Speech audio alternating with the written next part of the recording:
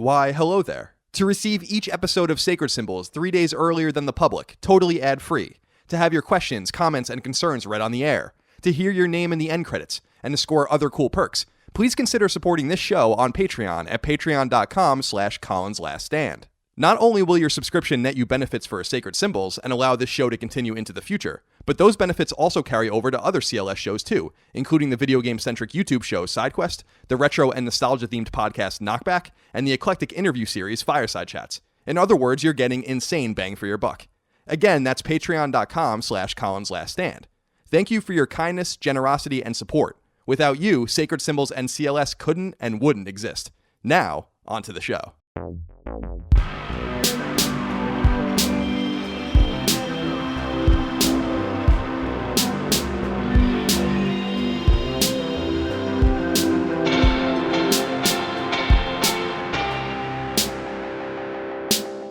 Greetings and salutations. Welcome back to Sacred Symbols, a PlayStation podcast. For some reason, the number one PlayStation podcast on iTunes Games and Hobbies chart. My name is Colin Moriarty. I'm joined as always by my special co-host, Chris Raygun. How's it going, guys? How are you today? I'm good. I'm feeling pretty spry. Yeah? Yeah. You went to bed a little late last night, I saw. Yeah, like 5 a.m. Yeah. How are you feeling? But you're feeling... Yeah, I feel like good? I've just been acclimated to this kind of lifestyle for a while. Sure. So it's just like, yeah, go to sleep at 5, wake up at 11. Yeah, sounds about right. Sure. Yeah, I went to bed around 4 and I woke up around 8. So there you go. That's just the ball of anxiety in my chest, you know? Like I pass out, you know, go through a couple of REM cycles, and then I wake up and I'm immediately like, well, what do I have to worry about? And I'm like, well, there's plenty of things to worry about, and then I'm awake. So that's always nice. You remember those days? Maybe you still experience them, but those days when you could sleep for like 12 hours? Oh my God, yeah. I don't have those. I still could, but it would like, once I wake up, I'll be in an anxious, health, just like a health storm. Sure. Yeah, there's nothing worse. Sometimes I take siestas, and I wake up and I have anxiety. I'm like, oh. Yeah, because I'm like, oh no, I should have been awake. Yeah, but what a waste of time. We have unorthodox jobs, though. It's like, to what purpose do we need to be awake? Yeah, well, that's the thing. You don't... I don't know. When you're your own boss and you're making your own stuff, you don't really clock out. You're always kind of thinking about like what you're gonna do next. Right. It's not like a normal job where you're like, hey, I'm done. I can go home and just play a video game or like watch TV and not think about work at all. Yeah. Honestly, like you and I both had real jobs at some point. I've been in the gaming industry for a very long time, but before that, I worked at a deli. I worked at a stable. Yeah. I worked at Sears. You remember the first time we met, you told me you worked at Sears, and I was a landscaper and did all these kinds of things. And those jobs were, I don't want to say they were terrible. They were fine, but there is something about clocking in and clocking out. Yeah. You can go home, be with family, not have to, you go home on Friday at 5. You don't have to worry about anything until Monday at 9. Being able to not think about your job is underrated. Extremely so. I don't know how we got off on that tangent, though. This is Sacred Symbols, a PlayStation podcast. Like I said, episode 5. Remember, this show is supported on Patreon at patreon.com/ColinsLastStand. For $5 a month, you get early access, 3 days early access, ad-free to this show, and actually all my other shows as well that I do podcast form anyway. SideQuest is free for all, regardless. And you can support at the $2 level or up and submit questions, comments, concerns that are read on the air. And we have a smorgasbord, Chris, of questions today. That's a good word. It is. It's a wonderful word.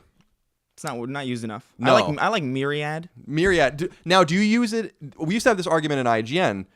Do you have a myriad of something, or do you have myriad something? You can use it both ways are fine. Like I think the first way is better. I have a myriad of apples, or I have myriad apples. Both. I don't like that second sense. one. That second one sounds like fake speak. I don't like that. Sounds like Canterbury Tales a little bit. Now, I wanted to ask you before we got into it, what's going on with the gnats?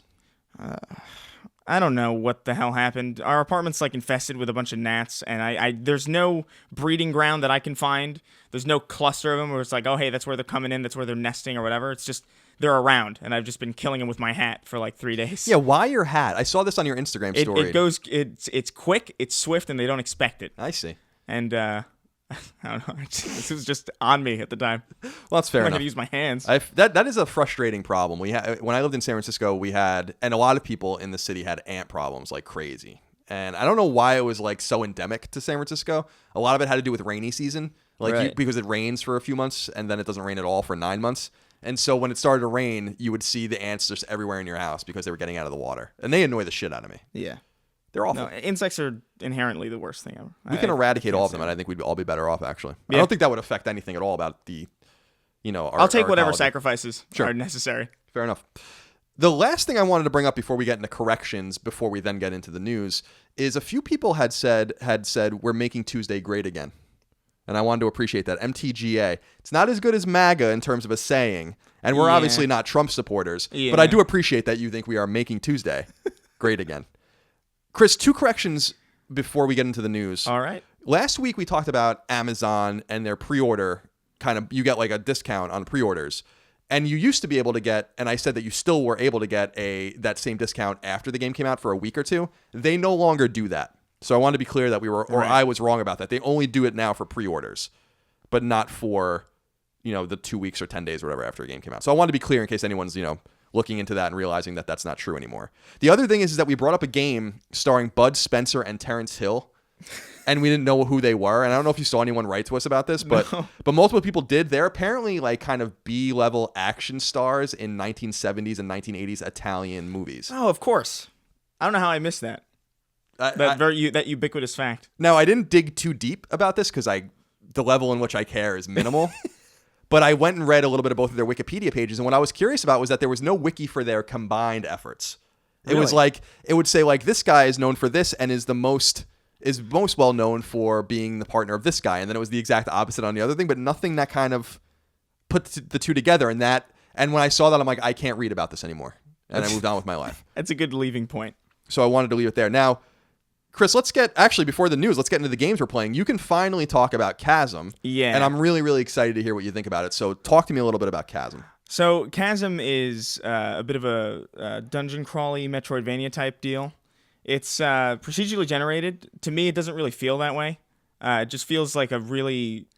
it's really labyrinthian and really atmospheric. The music in it is great. I can't stop like thinking about it because it reminds me of like the original like Donkey Kong games where it's just this like, oh man, there's a really atmospheric soundtrack. I love this.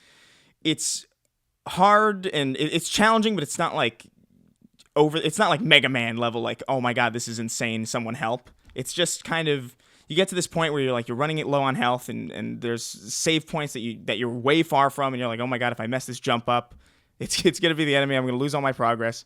It just plays really well. I don't know, I really like it a lot. For especially considering it's procedurally generated, because I usually hate procedurally generated games.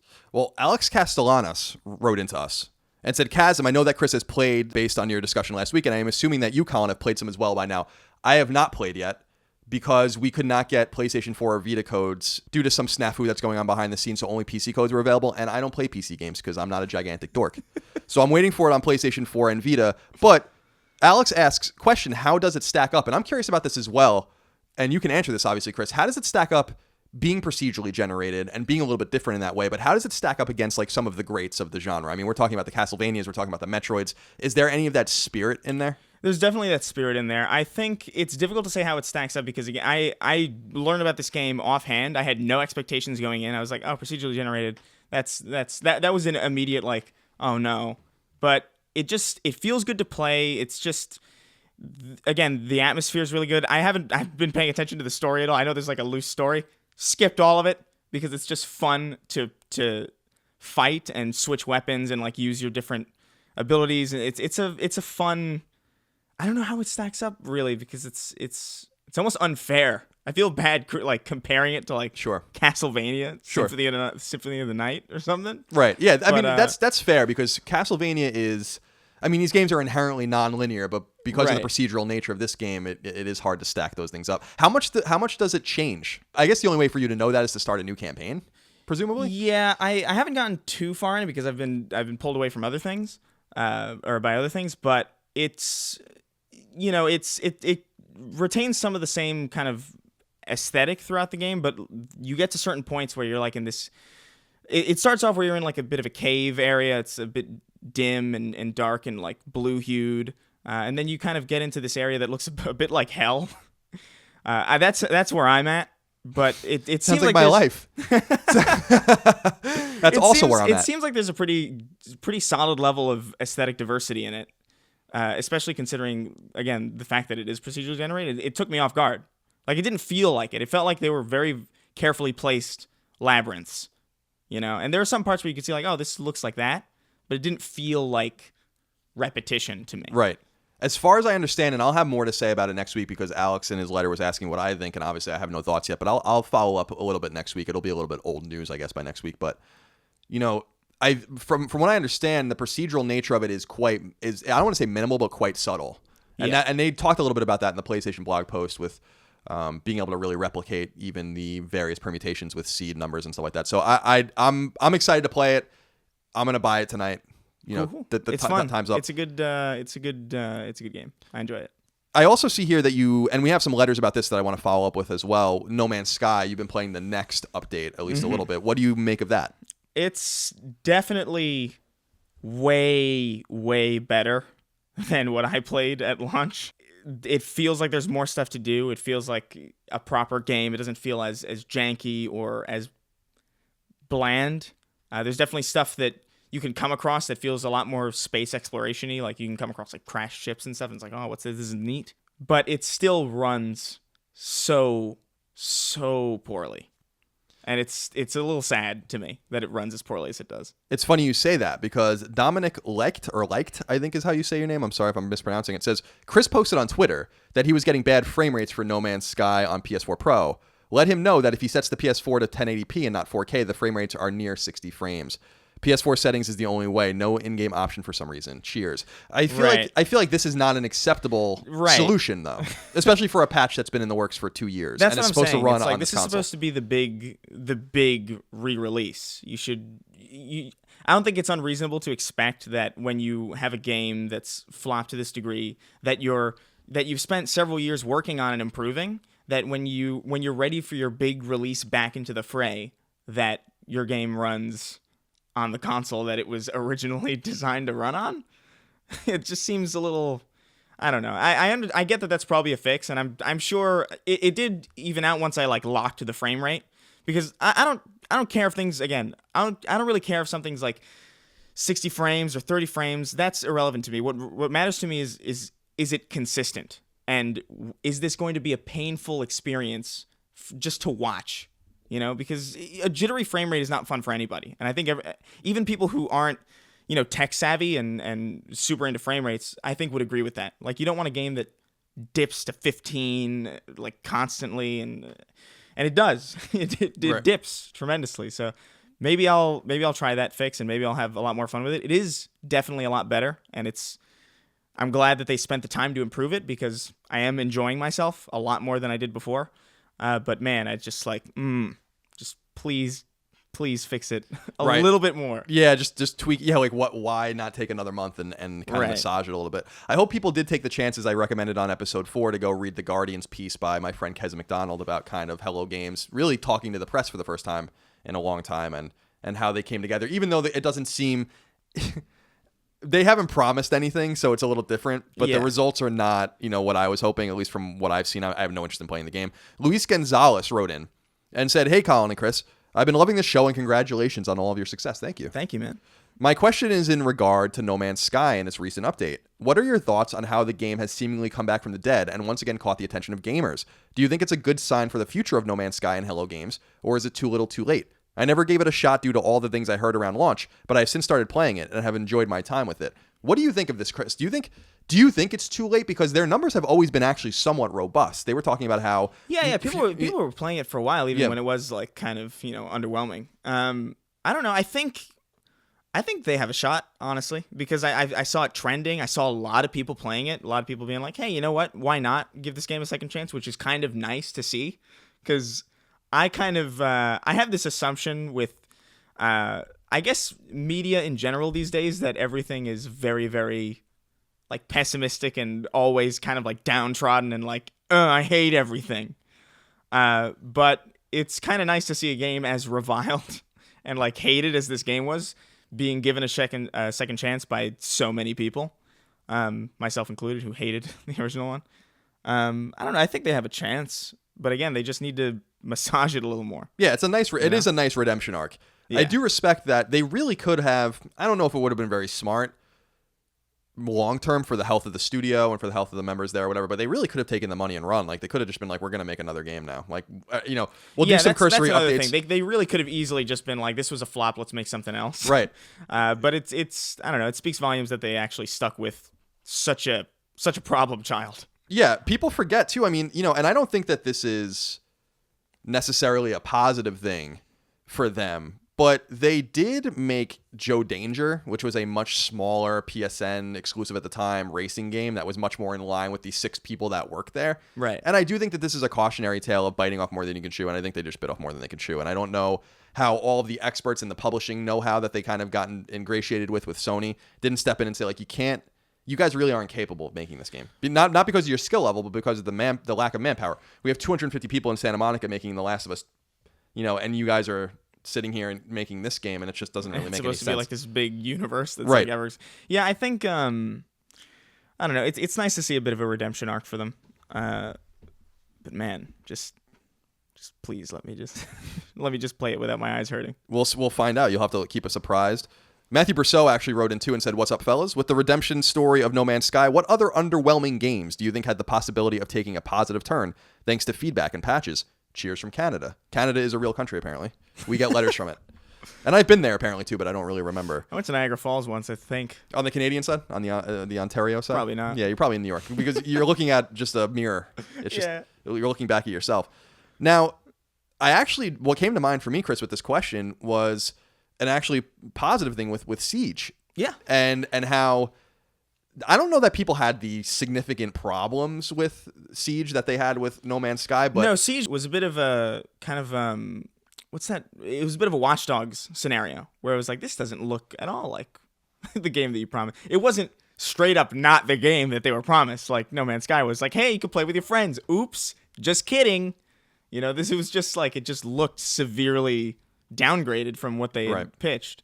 Especially in a game like that, you could definitely have an easy redemption arc. Yeah. You're not like over-promising. For sure. Games usually don't get redemption arcs. You saw that with Battleborn, which was the Gearbox game that they should have never made. That was a predictable flop. I called that a year before it came out. Yeah. You saw that with Turtle Rock's Evolve, where they really tried to make that into something that it wasn't, which was too bad because they're a great studio. Mm-hmm. But there's just too much competition. No Man's Sky, I think, was a very unique game that made lots of money up front, also got lots of publishing funds from Sony to make it, partially exclusive. It's now on Xbox One. And that gave them leeway in this very unique situation, I think, to kind of find their way. And again, I give them credit for trying because I think that taking the shorter road to a new game would have ultimately hurt their cachet. Because now when there's a new Hello Games game in the future, if there ever is, people will be like, well, we're a little more confident in this product considering you tried, you produced something that we didn't like, and you actually took time to fix it. So it is a nice story. Yeah. Absolutely. I've been playing just a little bit of Mega Man X Legacy Collection 2.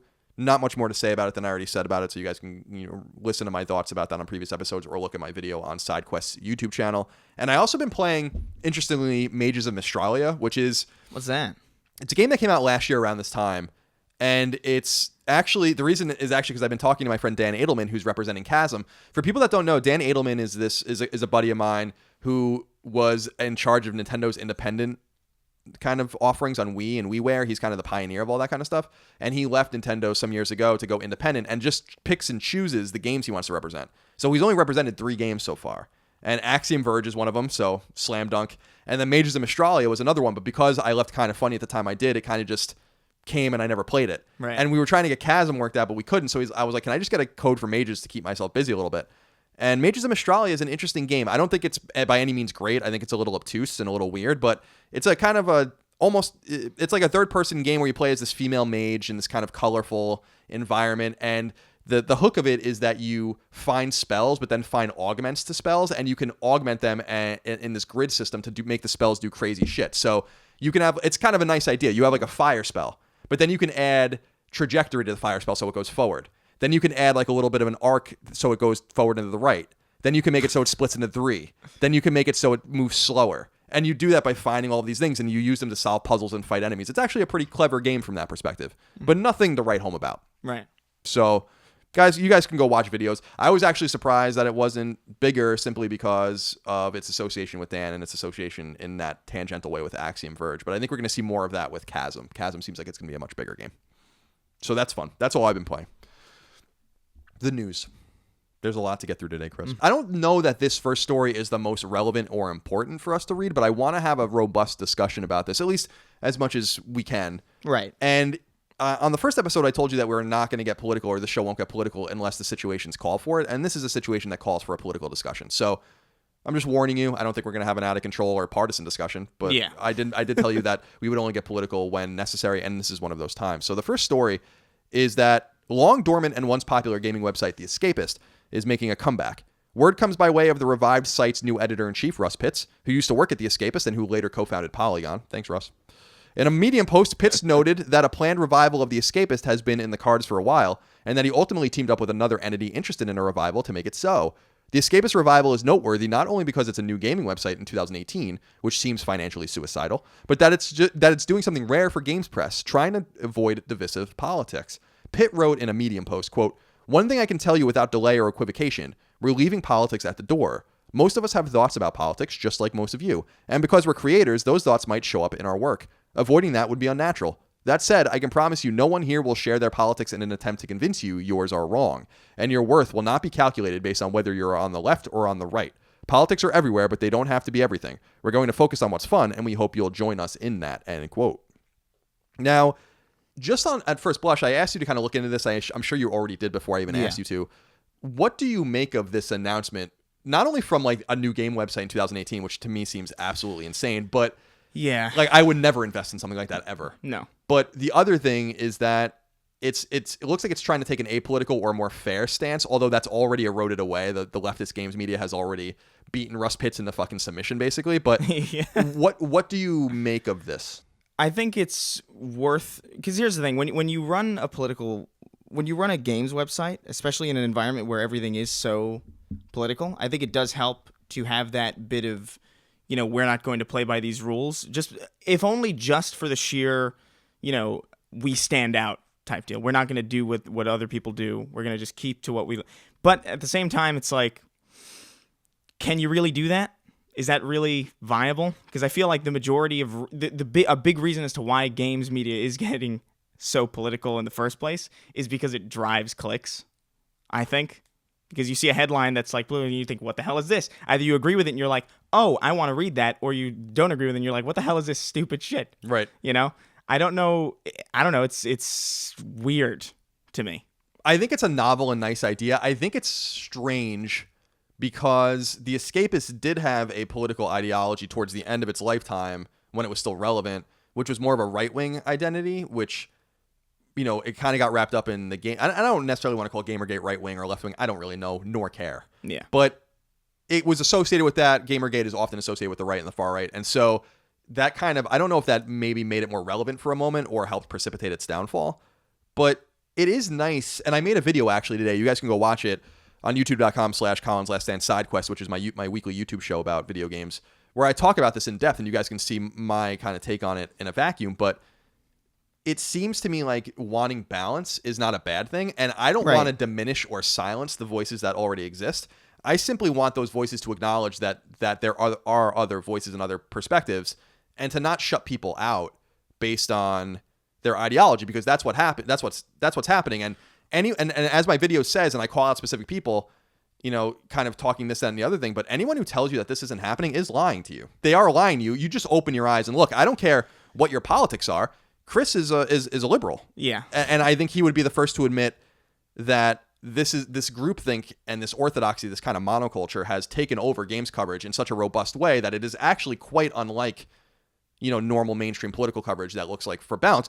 The New York Times and the Washington Post and the Wall Street Journal and all these things, I'm not comparing those to the GameSpots and the Kotakus of the world, but those are the most, and I know we kind of are a little facetious, but those are the most well-respected publications in the United States, and they do have writers from both sides. You can say Wall Street Journal is a little conservative, the New York Times is very liberal, Post maybe in the middle, but when Barry Weiss writes for the New York Times, kind of from a right-wing perspective, it causes a problem because they're willing to publish those perspectives. And that's at least a major difference, right? Yeah, no, I think it's pretty obvious that there is a slant, and I don't know how you could possibly deny that. Are people really like denying that? Yeah. And there are people that are saying like the fact that this is being called out is bullshit. This kind of ingrained liberal or hyper liberal and kind of exclusionary environment doesn't exist. And I'm like, that's just bullshit. I lived in that world and you're wrong. It's just not true. Like what happened to me is the result of that world. If I was, last year when everything went down with me, if I just had different politics, that would have never happened. And we all know that. Yeah. So that's the thing that frustrates me. But we got some letters here that I want to kind of read out. Christian writes in and says, "Hey fellas, as far as the politicization of games media and games journalism goes, do you believe that the overt saturation of leftist ideology will ever quell down in the coming years? Will it be a factor in its sort of downfall?" I think it is a factor in its downfall. I think that it's going to happen one way or the other, that these sites will eventually erode and most of them will disappear. But it is contributing to it, because why would you want to read a website where it's not that they disagree with you, it's that they seem to hate you if you just have a different ideology. That's the thing about it too, is it's like, it's not necessarily the politicization of games that's necessarily the problem, because games have been, you could argue that there are plenty of political, like BioShock is like a very, very political game. There's a lot of political themes in that game, both BioShock and BioShock Infinite, right? But the game doesn't insult you. It just kind of is about these things. There are ways to write about games from a political perspective without putting down the audience or the people who are like likely to stumble across your stuff. There's ways to do that, and we know that because there are plenty of games that do that. Yeah, and I think the problem is that because you have so many perspectives from one side dominating the discussion, you kind of, and this happens inherently, like when you're surrounded by people you agree with, of course you're going to like have fun like shitting on people who maybe you don't agree with, right? It's just part of interacting with people who think similarly to you. But when you bleed that into the work, it doesn't happen in a vacuum anymore. It's in the greater internet, and that's going to have reactions. Yeah, and it's going to have, I think, a lot of negative reactions. I have no problem with them writing from a liberal or very liberal or socialistic perspective or whatever. I think that's great. I think that's important, and it's totally awesome to analyze games from that perspective. All I'm asking is like an acknowledgement that the other side exists, and this kind of viewpoint that like, well, if there was a market for it, it would exist. I'm like, that's nonsense. The market for it is in the YouTube and Twitch streamers and podcasts that are eating your lunch. And the fact like it's just it's the biggest self-own actually. Like when people say that, it's like, I use the reference, and I don't know if it resonates with people at the end of my video, where I said, like, look at like with the rise of the automobile, especially in the early 20th century. People didn't start driving cars because they were new. They drove them and abandoned the horse-drawn carriage and the horse and buggy because they were better. It's like, just because you put new and flashy things doesn't automatically mean people are going to run in that direction.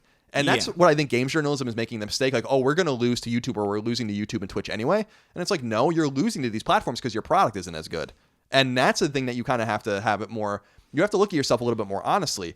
All I'm asking for is a little bit of balance at some of these outlets. I don't think that that's too much to ask, and I think the audience wants it. That's my big thing. Is I think the audience wants it. Read the comment sections on some of these fucking websites, dude. And to be frank, and I'm not trying to like toot our horns or whatever, then read our comment sections on YouTube. It's not like all comment sections are like complete fucking cesspools. They're not. Some of them are funny. Some of them are insightful. Some of them go along with the content because you're talking to them. You're not talking at them. You're not talking above them. You're not making them beneath you.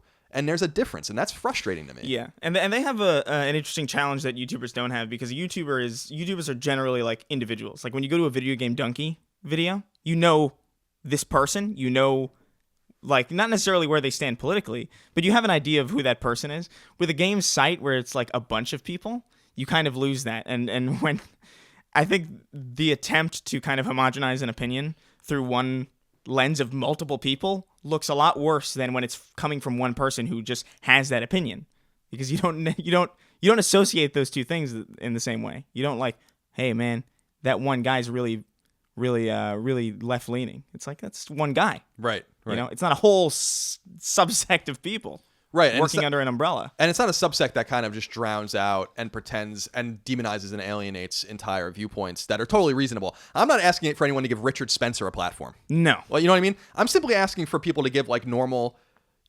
Again, I brought it up, like, I tweeted out and got disparaged by games media for it, like, hire a Trump voter. Hire an evangelical, like an open religious person or a pro-life person. The unfortunate thing about this, Chris, is that people conflate politics with only what we're reading about them, like sexism and bigotry and all this kind of stuff, almost reading into like the worst of situations and the worst of people. But it's so much deeper than that.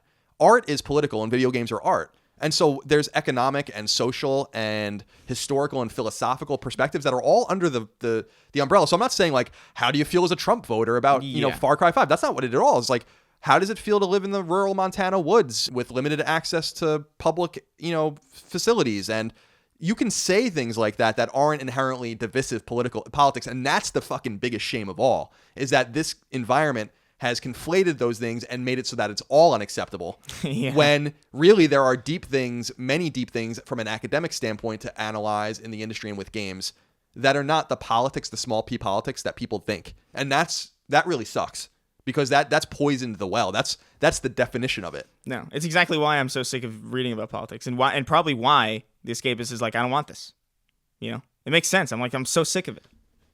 Yeah, it's like, because it's all just trash. It is, but they've already gotten off on the wrong foot. Like, I just don't. Yeah. I'm not seeing it. I think anyone who invested in that site's going to be regretting that. But we have some questions here that I wanted to get into, in addition to the Christian kind of question, or Christian's question. It wasn't a Christian question. Christian's question that we read earlier. Jason Bola says, oh, my laptop just shut off. There we go. In a world where bigotry in games is so prevalent as news, and he uses that, bigotry in games in quotes, what does actual journalism entail? Jason at Kotaku is often praised by you. He's talking about me. And I agree. His posts and his books are fantastic. But how does someone actually go about creating that kind of content? And why is he the only one doing so at the moment? I asked, knowing you did similar work at IGN, and I missed that kind of coverage and rarely ever even visit games news sites because of it. Jason, I think the answer to this, and I don't know if Chris has any input on this, is it's hard.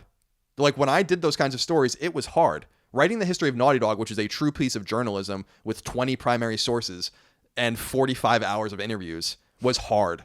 It was hard asking those questions. It was hard transcribing all of that shit. It was hard poring over it. It was hard writing. I think that article is like 40,000 words or something like that. That's insane. That's why it's hard. Now that piece is prolific and popular still to this day because it tells a story, and that's not all that journalism is, but that is journalism. And Jason really is the only reason people really do read Kotaku, and he's the only person that's really breaking stories because he's willing to put in the extra effort when it's much easier to ask why Far Cry 5 isn't a game about killing Trump supporters, which is something that doesn't take any thought and actually shows a remarkable lack of knowledge about how games are developed. If you think that Far Cry 5 was supposed to be a commentary on the man, that was elected in 2017 when the game came out. Before the game was even like remotely it's totally ridiculous. It's like absolutely absurd. And any audience that's reading that should be insulted by the lack of knowledge that you probably know more listening to this about video games by a mile than some of these people writing about games. All you have to do for evidence is to read what they're writing. And so I don't know if Chris has any input on this, but I think that's the problem. It's just hard. Just like when Chris puts out a great video that gets 700,000 views, it's hard. Yeah. It's about if you're willing to put in the work. That's it. Yeah, no, I think you said pretty much everything.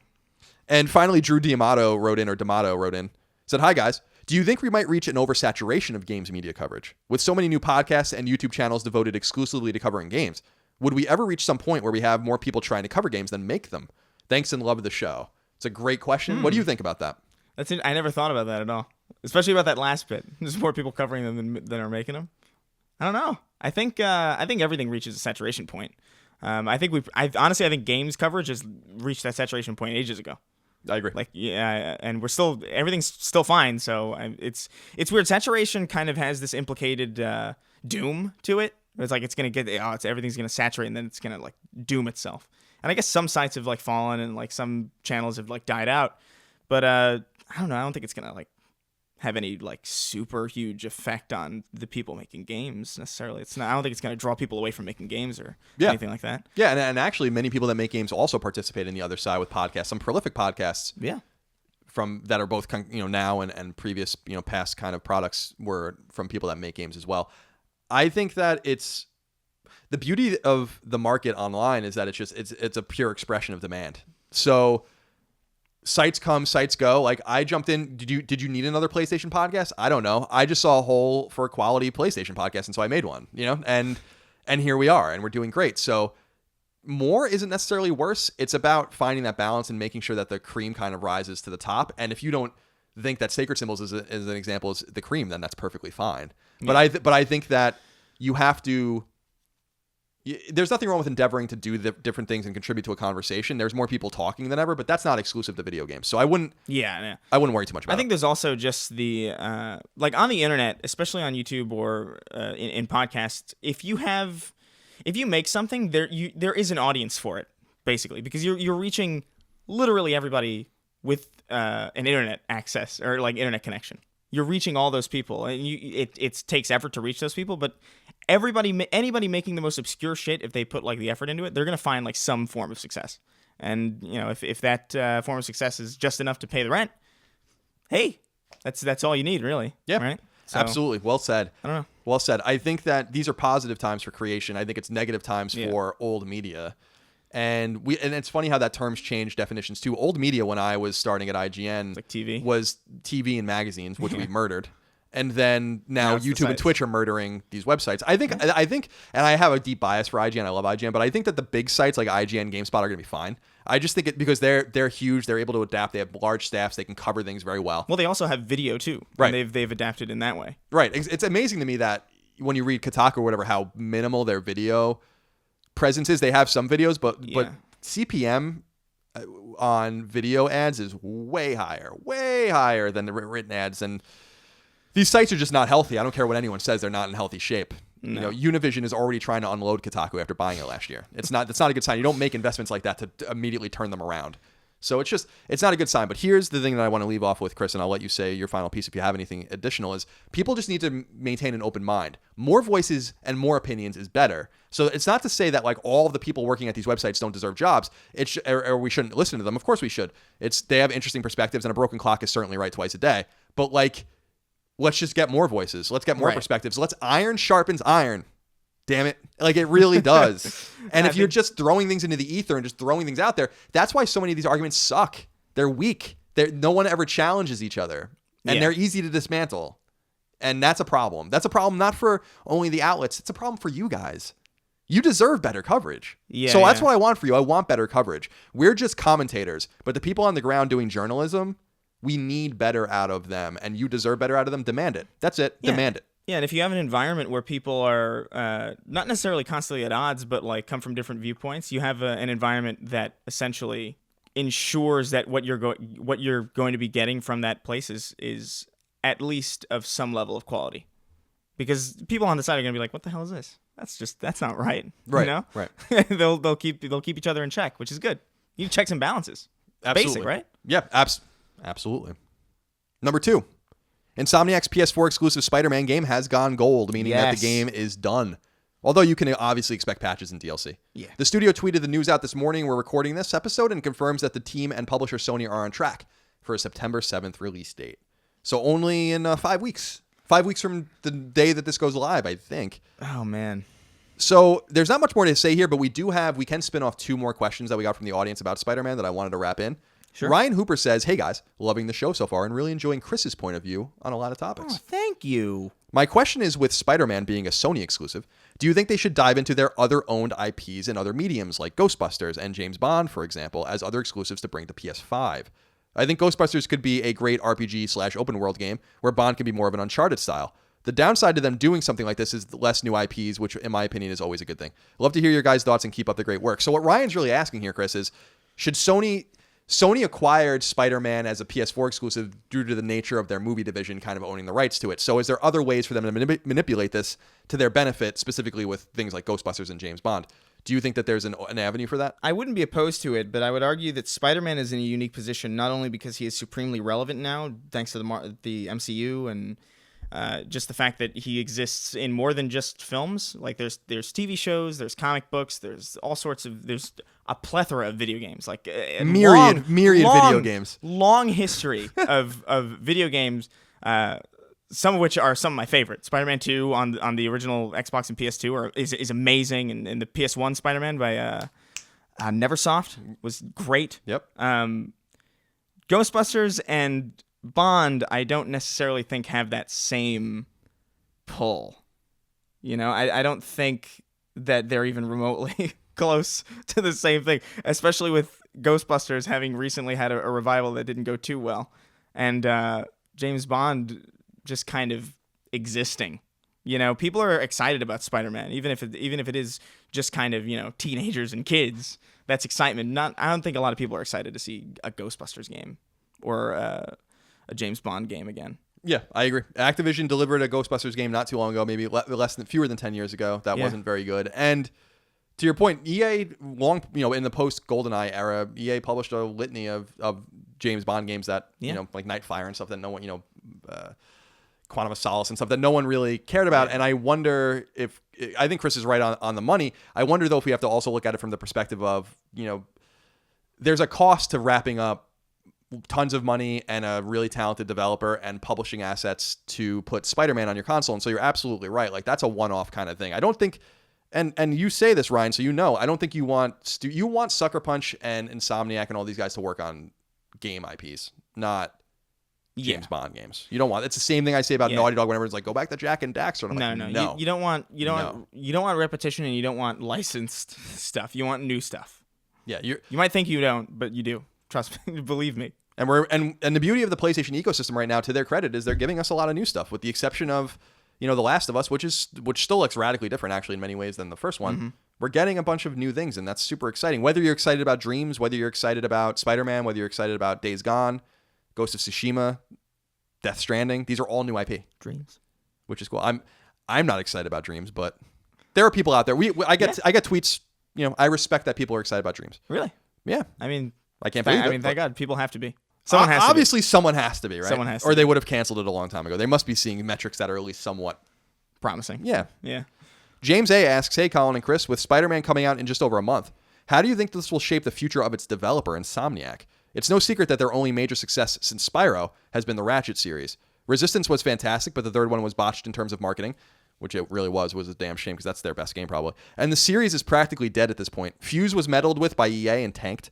And Sunset Overdrive, while a great game, was again not a huge hit sales-wise. In other words, do you think their future is continuing in making Spider-Man and other superhero games?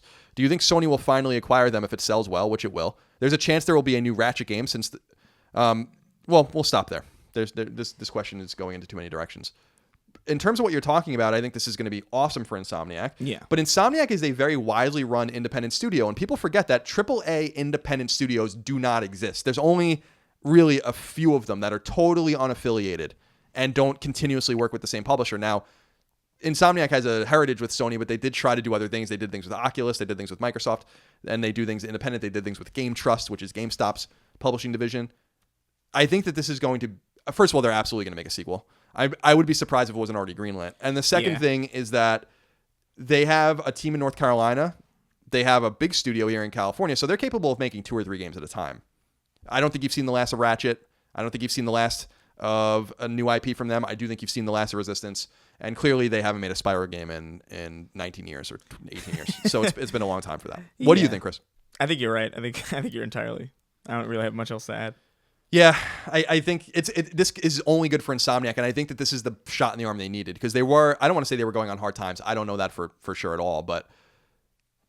It's not good. They were definitely out of the public consciousness for a little bit, even though I maintain that Sunset Overdrive was great, probably the best game on the Xbox One up until... I mean, probably still, honestly. I love that game. But yeah, no, I think this is great for them. Yeah, this can only be positive, and I think they have something special on their hands. And finishing, not that it's unusual to go gold 5 weeks early, but that's a great sign. Yeah. That shows like some level of confidence. Yeah. And restraint also. Absolutely. I'm excited. I can't wait. We should have our copy, I would assume, in a few weeks. Cool. Number 3, Quantic Dream, the French studio behind 3 PlayStation-exclusive story-driven games, Heavy Rain, Beyond Two Souls, and Detroit Become Human, has lost a court case with a former employee who claimed wrongful termination. This ex-employee quit his or her post, a decision made after seeing offensive photoshopped images at the studio's Paris-based headquarters. It's unclear who the ex-employee is, and much of the source material is in French, making it hard to pour through. So all we really have to rely on here is a Eurogamer retelling. You may remember that journalists from 3 French publications collaborated on a report published in January of this year, outlining what could easily be deemed as an offensive and inappropriate working environment at Quantic. Quantic Dream denied that the conditions at the studio were as described and actually began suing the 3 publications behind the January report. The basic gist of this case is that he or she, and again, we don't know who it is allowed to quit a job under French law, lose all income and benefits from that job, and then turn around and say that it was the employer's fault, ultimately, that he or she had to leave. This employee is the third to sue Quantic Dream in such a way, and is the first to win a case. One other case was dismissed, and the third is in appeals after being dismissed. So, an interesting kind of situation going on at Quantic, and this next question ties into what we were talking about, I think, last week or 2 weeks ago. And I don't know how to say this name. Sismigu Peter? I don't know. Says, hey, Colin and Chris, with Quantic Dream recently losing the case against a former employee, I think it's pretty obvious Sony will not want to get involved with them for another exclusive game, regardless of how well Detroit sells. Do you agree? And from the little news that emerges from time to time, I can't help but feel that there's a lot of these kinds of bad situations in the game development world that do not reach the public. Are more studios treating their devs poorly? All right, so there's a few things here. Yeah. The first thing is that I agree with you, and I already told you, I don't think Sony's going to get involved with Quantic Dream again. Like, I think that this has a lot to do with it, but I think that there are probably other reasons. And their games are expensive and they take a long time to make. And I don't know that they can't find better second-party partners. Specifically Supermassive, which made Until Dawn a better Quantic Dream game almost than most Quantic Dream games. So there's that. Now, game development is a weird thing, and you hear a lot of negative stories, but I don't think you hear a lot of the positive things too. A lot of the camaraderie and friendship and kind of family atmosphere that are a lot of studios. So yeah, bad things happen in development. Quantic Dream situation, you say that they're treating their devs poorly. I can't read the source material, and I think that it's not clear that they were treating anyone poorly. I think that it seemed like it was an uncomfortable situation for some people, which is totally fine. But I don't want to pile on Quantic Dream like so many people do and say that it was such a hostile environment. I think that if it was a truly outrageous situation going on at Quantic Dream, you would hear a lot more about it than what you've heard over the last 10 years. That's just my opinion, not having all the information. Yeah, I would agree. It's kind of it's difficult to tell, especially when you're not in these studios. You know, you don't have any day-to-day understanding of, because like I think about that a lot with just the people who find themselves around me and my roommates, and think about like, my God, if a random person who knew nothing about how we operate here came in at this point in the conversation, not many good things would be said. You know, because it's there's an environment that the outside world is just not privy to. I definitely don't think you're going to see a lot of Quantic Dream PS4 exclusives. Yeah, I think that they're really... It's unfortunate because I actually think Detroit is such a great game, but yeah, I think the relationship's over, and I think this has something to do with it. Yeah. But we'll learn more. I don't know if Sony... I could reach out to Sony, but I stopped reaching out to Sony for comments since they don't comment on rumors and speculation. Number 4. Gran Turismo Sport's new update is a bit of a controversial one and is currently rolling out to PS4s worldwide. Patch 1.23 adds new tracks, new cars, and more, but most importantly and interestingly, it adds microtransactions.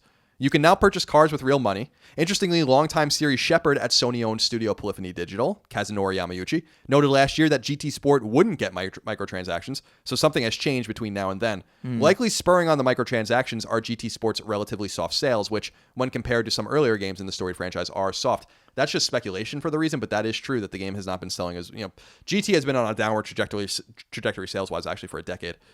But, do you care about that? I don't play racing games, so I have no insight into this. Yeah, I don't really play them either. I know inherently I'm not a big fan of anything when I hear microtransactions, because just like it's immediate turnoff, as much as I understand why they exist. I don't know. I haven't played a racing game in a long time. I think I got like Forza, and I was like, all right, it's a car, I guess. It is fascinating watching Xbox kind of win that race, no pun intended, with the Forza series that people really do consider superior now. It's weird to me that game it comes out all the like isn't there like one every year? Right? Yeah, I think there's two one different every year, and studios I'm work like, on it. Who? Because I don't know anybody who plays it. Yeah, I don't know anybody who's a fan. I haven't played it myself to a degree that I'm like, oh man, I love this. But apparently it's a huge, and they devote so much of their E3 conference to it that it's like it's got to be a big thing that I'm just not seeing in my day-to-day. It's weird. I think Forza Horizon 3 is the top-rated Xbox One exclusive on Metacritic. That's crazy. At 91, I think. Do you think because how many Gran Turismo games they don't come out nearly? No, it's back in the day they came out on PS1 and PS2. They came out way more often. Yeah, PS1 and PS2. There's only 2 on PS3 and I think 1 on PS4. You could argue that's where they dominated. Yeah, right. And I wonder, think one of those. I think A-Spec sold like 12 or 15 million copies, which is an extreme amount of copies. I wonder if it's interesting because I feel like racing games benefit from oversaturation.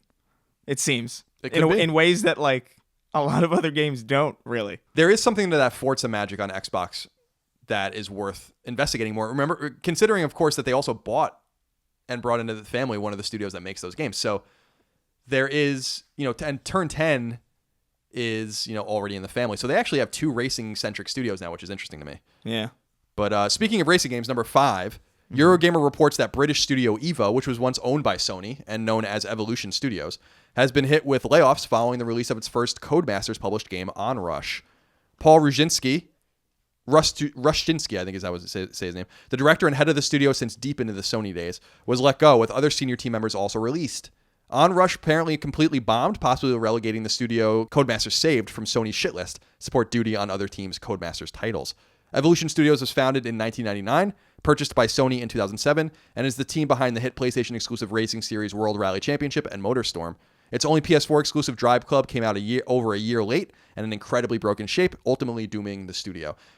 That's really sad. Yeah, I remember really liking MotorStorm. It's sad. I'm sad for anyone affected by that, but I don't know what Codemasters was really thinking. It seemed like the structure and I don't know enough about Evolution. I never went there or talked to many people who work there because of the nature of the games they make, but it seemed like the culture there was totally broken. If you deliver what was supposed to be a launch PS4 game over a year late and it's fucking totally broken still, problem. That's a bad sign. Typically. I remember hearing rumors in the summer of 2013 before PS4 came out. They're like people being like Drive Club's in a lot of trouble, like really bad, and they hadn't said anything that it was not coming out at launch.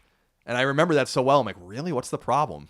And apparently it had a lot to do with like the whole nexus of the game, which is the way the cars interacted with each other and the leaderboards and shit like that. It was totally broken. That's crazy. Yeah, it never piqued my interest because I just don't.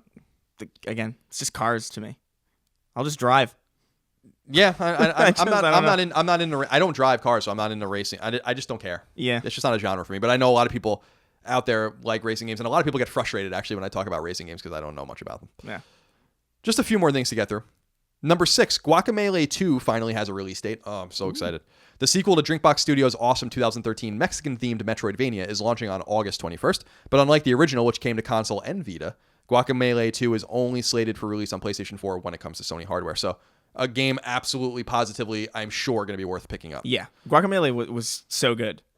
I never finished it because I lost. I think I had to delete it to make up space because I got it back when the hard drives were pitiful on consoles. I didn't even know there was a second one coming out. I'm so detached. It's funny, man, because there's not been too much about it. They're not getting the same. A lot of indie games and a lot of indie developers tell me this, but a lot of indie games are just not getting play anymore.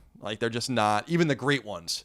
Yeah. I'm sure when Axiom Verge 2 comes out, it's going to be the same thing. There's just too many games, too much attention being paid to other things. It's not 2013 anymore. Yeah. Where something like Guacamelee stood up because it was so different than other digital offerings. When do you think the golden age of indie games was? The golden age was probably 2010 to 2014, something like that. Yeah, I think that's about right. When I would say I would go even earlier. I would say 08 to 13. Yeah. Yeah. You had Limbo and Explosion Man and stuff Shadow like Complex. That. Shadow Complex. Yeah, absolutely right. Yeah, it was there are still obviously great indie games being released today. Yeah, but they just get lost in the sea of shovelware. Exactly. Especially on especially on PC, and especially on the Nintendo Shop. My God. Yeah, I think it's 30 new games a week or something. It's some too insane, much, dude. You gotta stop. We have a light week this week. We'll get to the games in a minute. We have a light week this week. I think there's only 8 new games.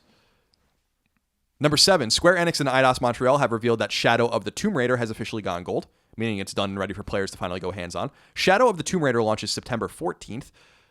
When I saw this, I was like, oh yeah. Yeah. I'm not really seeing or hearing much about this, but I'm actually looking forward to playing it. Are you looking forward to it?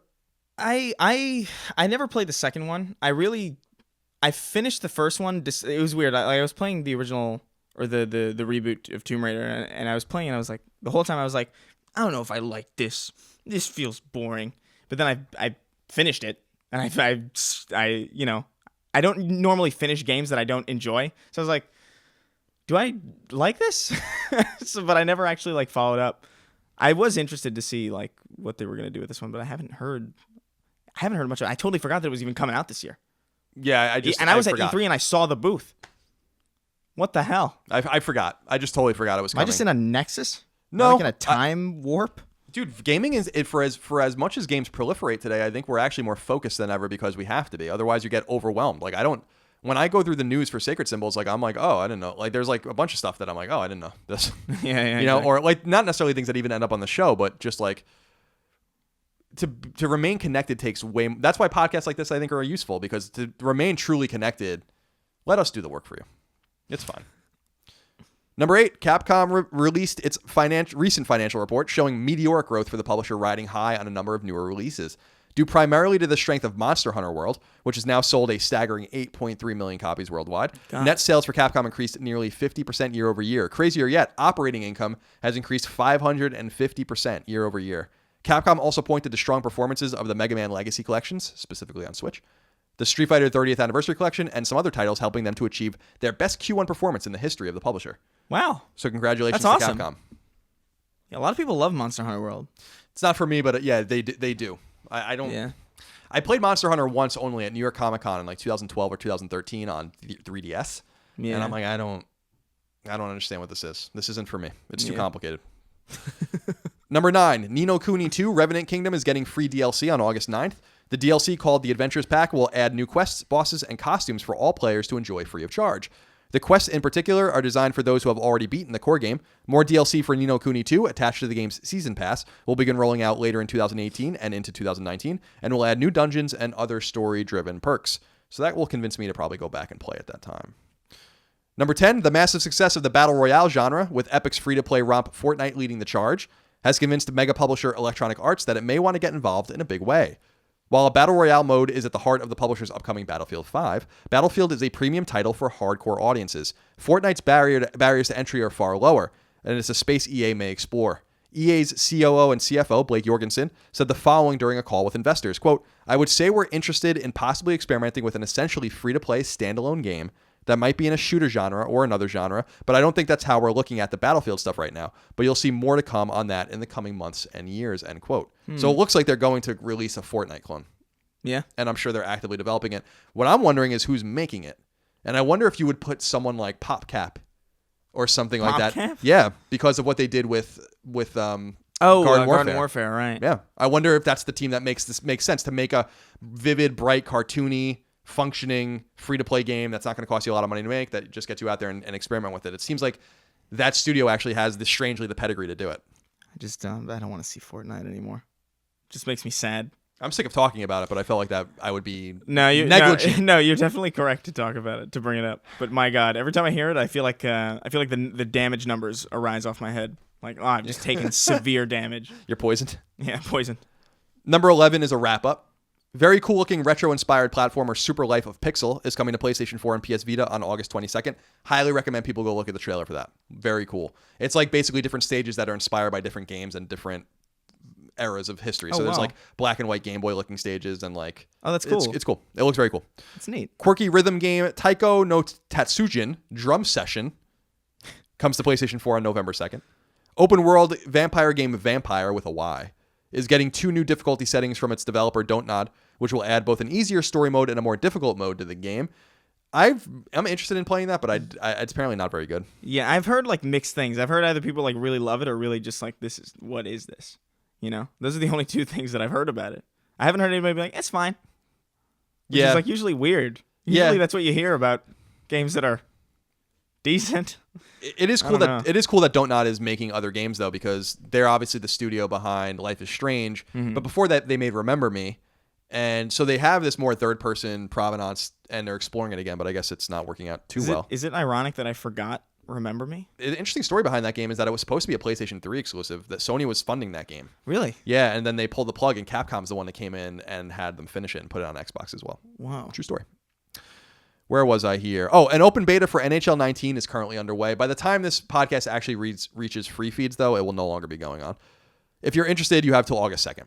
Saber Interactive has found a new publisher for its NBA Playground games. NBA Playgrounds 2 is now called NBA 2K Playgrounds 2, and as the name suggests, the game will be published by 2K instead of Mad Dog Games. H1Z1 Battle Royale has officially left its open beta days behind on PlayStation 4 and now has a release date on the console. Look for it on August 7th. Way too late for that, I think. And finally, third-person story-driven thriller State of Mind is officially coming to PlayStation 4 and should be available for pre-order on PSN by the time you hear this podcast. State of Mind? Yeah. What is that? What is that? It looks like some third-person, like I said, third-person story-driven thriller. If you guys go to PlayStation Blog, there is a trailer, I think, for it. Looks interesting. So that's it for the news. Alrighty. Now, Chris, new game releases, not as robust as usual, but some interesting titles to get through here. So if you're looking for new games, specifically on PlayStation Network, I think these are all digital, actually. I don't think there are any retail games coming out this week. Here's what you can look forward to. 1979 Revolution Black Friday is coming to PlayStation 4. Based on true stories and historical events, 1979 Revolution Black Friday is an interactive drama about choice and consequence, chaos, and order. Well, I know what it's about now. 8 to Glory, the official game of the PBR, comes to PS4. What? 8 to Glory Bull Riding, the official game of the PBR, I guess that's Pro Bull Riding, gives you the full experience of being a professional bull rider. Show your skills as one of the world's top bull riders against the toughest bulls in the sport today. Okay. I guess, do they have real bulls that they...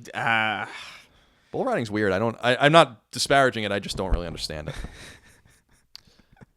Oh, I skipped one here. I don't want to skip any. Back. Anamorphine. There it is. Yeah, Anamorphine comes to PlayStation 4. Tyler, a young man in a post-traumatic denial, revisits the succession of milestones that define his relationship with his wife, Elena. Told with no dialogue or action button, Anamorphine's narrative comes together in Tyler's dreamlike memories. What? So there's no interaction? That's a little weird. I'll look into that. Yeah. Castaway Paradise comes to PlayStation 4. Your adventure starts when you get stranded on a tropical island. This is your island, your adventure. Do whatever you like. It's the ultimate sandbox sim. Okay. Fair enough. Chasm comes to PlayStation 4 and Vita. Yes. Welcome to Chasm, an action-adventure game in which you play a new recruit undertaking your first mission. Embark upon an epic adventure with deadly battles, cunning monsters, exploration in a procedurally generated dungeon.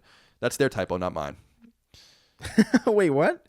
Because it says, embark upon an epic adventure with deadly battles, cunning monsters, exploration in a procedurally generated dungeon. It should say and, of course. Maximum Football 2018. Now, I had to look into this a little bit because I'm like, what is this? And you guys really should go look. It comes to PlayStation 4 and it says, this is North American football with your teams and your rules.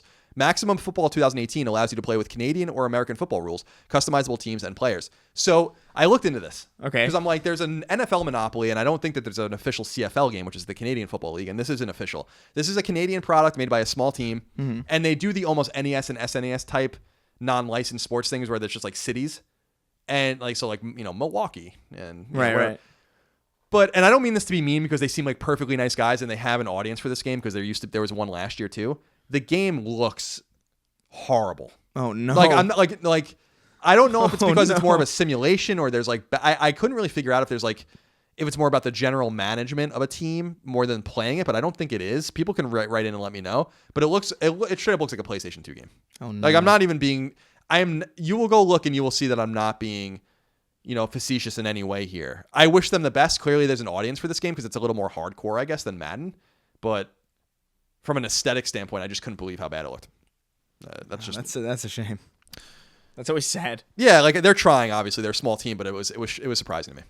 Pixel Ripped 1989 comes to PSVR. Pixel Ripped 1989 is a wacky, multi-dimensional homage to the early days of gaming. The player embarks on a journey into the screen of a classic video game and beyond. Okay. Can't they like get a little? You can be a little more specific. Yeah. Give me a little bit more. VR is weird because it's like, how do you even get specific with VR? It's like because it's entirely the gameplay is entirely defined by how you move, so it's almost like it seems like you can't describe it as like a Metroidvania. You know what I mean? Sure. That's fair. I think we're just not getting the realization of what VR is capable of yet. Not yet. Road to Valhalla comes to PS4, and this comes out actually on the 1st. Move with the music to overcome even the most difficult hazards, like laser beams or insane camera angles. The dynamic music by Emmy-nominated composer Nicholas Singer is tailored to the rhythm and style of each level. I like that insane camera angles is a hazard. Yeah, I would prefer that you just kept the camera steady and useful to me, but okay. State of Anarchy, Master of Mayhem comes to PS4 on the 1st. State of Anarchy, Master of Mayhem is a hilarious shooter that will put a smile on your face. You were an ordinary citizen in a small town. Now it's on fire. Rioters are storming the houses. Aliens rampage in the sky. Okay. Fair enough. That sounds like a pitch. Wasn't that a... Oh, no. State of Emergency is what I was thinking of. That PS2 game by Rockstar. That was prominently advertised in GTA 3's box on PS2. Right. And it ended up being like this garbage riot game, basically. I thought that's what I was like. Is that? No, but that was State I totally of Emergency. Forgot about that. Yeah, everyone did. I remember buying it. I'm like, oh, why did I buy this? Touhou Sky Arena Matsuri Climax comes to PlayStation 4. Based on Japan's popular game series Touhou Project, Touhou Sky Arena is a fired-up 3D battle action game on PS4. Enjoy dramatic battles in the sky. I will. And finally, The Wardrobe comes to PlayStation 4. The Wardrobe is a 2D point-and-click adventure game in which you play as Skinny, a teen skeleton with an impertinent attitude and a sparkling wit. willing to do anything to save his best friend's soul from eternal damnation. That's a good pitch. That's a good write-up. That is a really good pitch. Much better. So obviously, I think our suggestion this week would obviously be Chasm. Yeah. There's really nothing else there that I would vouch for. But I haven't played any of the games, so maybe they're good. Before we get into reader mail, I want to discuss something that happened this week. And this comes actually from a Kotaku article. And here's it's about trophies. An independent developer spoke to Kotaku about his game Little Adventure on the Prairie. The developer of the game, who originally released it on Android, admitted that he ported the game to Vita and PS4 at a cheap price with an easy platinum trophy, specifically to court people who want easy trophies. The platinum can be earned in less than an hour without going out of your way to get any of them, and you can earn 2 of them in the game since it's cross-buy across PS4 and Vita. I think the game costs $2. They have separate trophy lists. Sony actually seemingly took a game off of PSN permanently last year, a title called 1000 Top Rated, because it basically gave players an automatic platinum trophy just for turning it on, and cost only 98 cents upon release. And James Eleazar Nunez wrote in and said, "Most shameful platinum. Are you man enough?" You don't have. I don't have any platinums. I don't even have any. Like I'll admit, like once trophies and achievements started, I was mostly on 360 at that time. But even those, when I was heavy in the 360, I didn't get all the achievements in many games at all, because I would play a game until I was done with it, and that's how I viewed it. It's like I'm not gonna collect every single stupid collectible on this map just to get a platinum trophy. I can't do it. It drives me up a wall.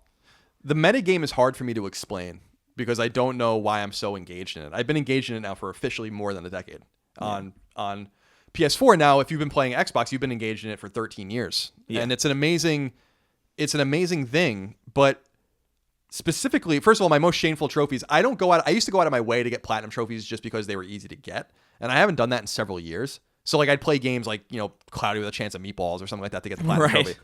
I don't do that anymore. There are people that still do that. I think that's fucking corny. And like just putting on a game to earn the trophies, more power to you, but it's super corny if you're downloading some of these shitty games and like getting cheap trophies that pad your stats. All right, whatever floats your boat, I guess. Yeah, I mean that's cool, but I look at the metagame as a self-sustained thing for me, where I'm like, this is a challenge for me, right? And I want to do this, and that's what I did with Mega Man X Legacy Collection. I have 70 of them, so it's not like I've not. I did, right. And I have really hard ones, some are really really hard ones, like the BioShock 2, BioShock Infinite. Those are not easy.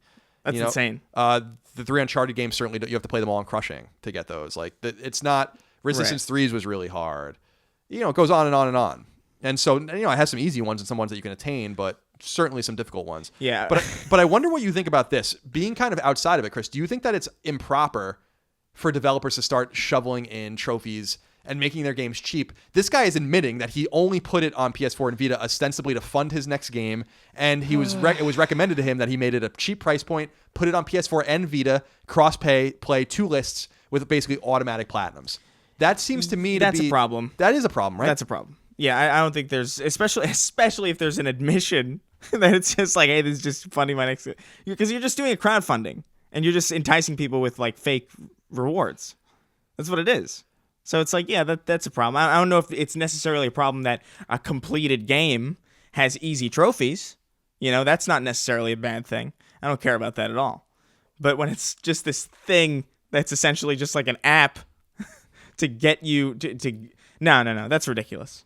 That's insane. Yeah, I have a problem with it specifically because I don't think the overall number of trophies even matters anymore, because it's just the platinum trophy in The Witcher 3 is different than the platinum trophy in Cloudy with a Chance of Meatballs, but they're counted the same exact way. But when people look at my list, I want them to be like, oh, these are some pretty good trophies that he got, or he tried to endeavor to play great games all the way through to completion. And so that's kind of the metagame for me. And I don't understand, I just don't understand padding your numbers in order to increase those with a bunch of garbage that anyone can go look and then kind of like, it makes everything look dubious about you. Yeah, no, it's I don't know, man. I can't be doing it. I tried over the weekend, actually. I was like, you know what? I'm going to, because I realized I had Destroy All Humans downloaded on my PS4, and I was like, oh, you know what? They have trophies in this. I'm going to see if I can get some, see if I can platinum this. And then they were like, you got to collect every single one of these weird collectibles on every single map, and some of them are hidden completely out of plain view. And I'm like, that didn't last. Yeah, that did not last at all. I respect that that's not fun for you. Like Yeah. I totally respect that. I think the metagame is not fun for most people. Yeah, I have to really like the game. Like I think I would try with God of War. I think that's a tough one. If I went back and I was like, I think I would try with that. The one. Queen Valkyrie battle is tough, man. Yeah, but I did it. Now, the other side of this coin that I think is worth mentioning, Chris, is that I think this is Sony's fault. There needs to be... It's ironic to me that they didn't put trophies in PSP, which they were going to. We talked about this, I think, last week. Yeah. Because they were afraid it was going to break the system and people were going to botch it. So, like, almost them thinking about, like, well, there's some sort of sanctity to this. Like, there's got to be a rule set that governs this in some way. And then on the other end, years later, they're just like, whatever. You know, like, and it's not like the games have to go through QA. Like, QA people have to get the platinum trophy internally, like, prove that they work and all that kind of stuff. It's not like no one at Sony is aware that this is happening. This is a thing that is submitted. That's what submission is. Yeah. When you hear a game is entered for submission, it's Sony checking all the boxes, making sure everything works. And it's little things like, is there a trademark symbol after this? And is there, are the languages translated right? Are the button prompts right? Famously, Tales from the Borderlands got through Sony submission with Xbox button prompts in it. Wow. And for a little while before they patched it, there was actually like Xbox button prompts in the PlayStation game, which is awesome. Yeah. Wow. And yeah, it was awesome. Do you remember the Batman game where they had the picture of the actual dead Russian ambassador or whatever the hell? No. You don't remember that? No. They put like a real photo of an actual dead guy in from like an assassination in a Batman Telltale game. That's awesome. I believe it. It happened. It was amazing. So I just find it puzzling that there's like no. Maybe this is a little weird, but like Lucasfilm or LucasArts or whatever, Lucas has at Disney like the lore, the master of the lore, right? The keeper of all the lore to make sure everything makes sense and all that kind of stuff. Why don't you have a guy like that just looks at trophies and is just like and talks to teams and just like, what the hell is this? Like you can't have there should be certain parameters. Like I agree with you. Like a Telltale game is a good example. You get a platinum trophy just for beating The Walking Dead. Yeah. Like you can't miss it. That's totally fine. But there should be some sort of equivalent so that this currency, as it were, like if you get the platinum in Bloodborne, it's a tough platinum. Yeah. If you get the platinum, well, that's kind of done with the rarity, isn't it? Right? Because if you have a game that like has a really easy platinum, you'll see that platinum, but it'll have like a really like the rarity would be a joke. It'd be like 50 upwards of 50 or like even like I don't know. I don't know if any trophies have like 90% because that's kind of insane, but. I think there's like some system in place in that regard. Sure, that definitely is a counteraction. I think that they to at least feed that idea that like, well, this is a rare platinum. What would be fun though, and I think this would be mathematically complicated, and I don't think it's really necessary, but it would be fun because you have that level and you get that experience points on PSN that like you level up almost like an RPG. Where it'd be fun if it was based on rarity, like your level actually went up based on how rare the trophies you were getting and not the nature of the trophy. So you get a bronze, so you get a certain amount of points, but then you get extra points if it's like a very rare bronze or something like that. I don't know. It's not something that matters to a lot of people, but it does matter to some of us. And I thought it was an interesting story that I wanted to put out there. Nah, that is interesting. Chris, let's get into reader mail as we wrap this show up. Let's do it. Brett Medlock writes in and says, do you think Anthem will offer a story that lives up to the Mass Effect trilogy? Or do you think it'll mostly focus on the shared world shooter experience? No. I'm very, very skeptical. I think it's going to be very much one of these games that's like, make your own story. I think that's what it's going to be. And those can be pretty great. Honestly, for as flawed as Destiny was, I had a boatload of fun with playing with my friends and like doing all this mundane shit, but having just I'm keeping my expectations low for the story. I think the game's gonna play really well because it already looks like eons ahead of Mass Effect Andromeda. So I'm not too concerned about that. But yeah, I wouldn't get your hopes up. Just temper your expectations is all I would say. It's a great word of advice. I think that's a great word of advice for almost any video game. Yeah. It can't possibly live up to a revered thing that you specifically are actively looking to compare it to. It's just, it never will. I think it's just the nature of the game that like you can't, how does deep or even linear story work in an environment like that anyway? I just don't think you can even have that expectation. I don't think it's even reasonable to have that expectation. Yeah. But I'd love to be proven wrong. I'd love to for that. I'm sure that they have writers and deep lore, but I don't think it's going to matter. The Division has deep lore too, and no one cares. Yeah. So does Destiny. They're putting out a book. Yeah, and when you have to put out a book to explain a story, it's like what Star Wars fans say, where it's like, this Snoke is explained in a novel. It's like, shut up, nerd. Yeah, it doesn't matter. John Apocalypse wrote in. Very dire name. Mm-hmm. Since Sony is top dog this generation, there are a ton of people who own PS4s that didn't own a PS3. Mm-hmm. My question is, are there any Sony first-party titles on PS3 that would benefit from a remaster? For me, it would be games like Mag and Warhawk. Interesting. You two were talking about Sony and multiplayer, and I think it would be cool to see how those games would perform now, because they would perform and run at 60, and PS4 has cross-game chat. What do you think of that? Revival, MAG, obviously a Zipper game. Zipper doesn't exist anymore. Warhawk and Incognito game. Incognito doesn't exist anymore. So those are two Sony first-party studios that couldn't even remake the games. They'd have to send them out to someone else. Do you think that games like MAG and Warhawk should be the ones that get shine on PS4? No. MAG was... I remember playing MAG a little bit. And I was massive action game. And I was like, this is entirely fine. I don't know if you want to waste a remaster on stuff that's essentially just kind of okay. I don't know. MAG was never popular. For people that don't know, MAG came out in like 2010. Zipper Interactive was the studio that did and is best known for SOCOM. They did their last game was Unit 13, which was a Vita game. Then they got canceled or shut down. The guy who wrote Unit 13 is the founder of Podcast Beyond, Jeremy Dunham. Little through line there. Now the VP of Psyonix, the guys who do Rocket League. So there's a little provenance for you there. But for me, first of all, Warhawk obviously is a sequel in and of itself. There was a Warhawk game on PS1, but there is a hole for multiplayer games that Sony needs to fill. I'm confident they're going to fill those holes. But you won't fill those with a remaster. Yeah, you don't need to remaster old games. Now, those are dynamic games. MAG's big thing was that 256 players can be on the map at the same time. It's totally unnecessary and totally ridiculous. Yeah. Even by today's standards, by the way, that's absolutely insane. It was a tech demo. And you don't want to... Why remaster when you can just make a new IP? Move on from MAG. It's not like Warhawk and MAG had this amazing, massive like fan base. It didn't. Yeah. They didn't. That's why they didn't get sequels. You would have seen a Warhawk 2 if there was a cause for a Warhawk 2. If MAG sold millions of copies, you would have gotten a MAG 2. Yeah, no, exactly. I think a lot of the PS3 exclusives that really mattered, that really were like the big ones, are already on PS4, and you can play those. So I don't know if there's really anything left. Like as far as like something that's golden, like there's a golden egg somewhere in the PS3's library that we just can't find. Like what? Like Mod Nation Racers? What are you looking for? Yeah, I would look forward. Yeah, that's what I would look forward to. Thank you for your name, John Apocalypse, and your question. Blake East says, "Hey guys, loving the show. Since Chris mentioned how much he loves the new God of War, I was curious if either of you have ever delved into the Devil May Cry series, since it used to be a Sony exclusive in the PS2 era. I ask only because the old God of War series used to be compared and contrasted to the DMC series a lot back in the day. It was, although it's worth noting that Devil May Cry is actually a version of Resident Evil 4. So it's more closely tied in with... For people that don't know, Devil May Cry was Resident Evil 4. Like, the original version of Resident Evil 4 that they were making was Devil May Cry. When they realized that they didn't want an action-oriented Resident Evil game, they made what we know as Resident Evil 4, and Devil May Cry was created with the bones of that game. That's crazy. So that's a little interesting. So I say that only because I tie in Devil May Cry to Resident Evil and Onimusha way more than I tie in to God of War, but I totally see the comparisons because of the action-oriented gameplay. I don't give a shit about that series. I never did. I had the first one. It just wasn't for me. What do you make of Devil May Cry?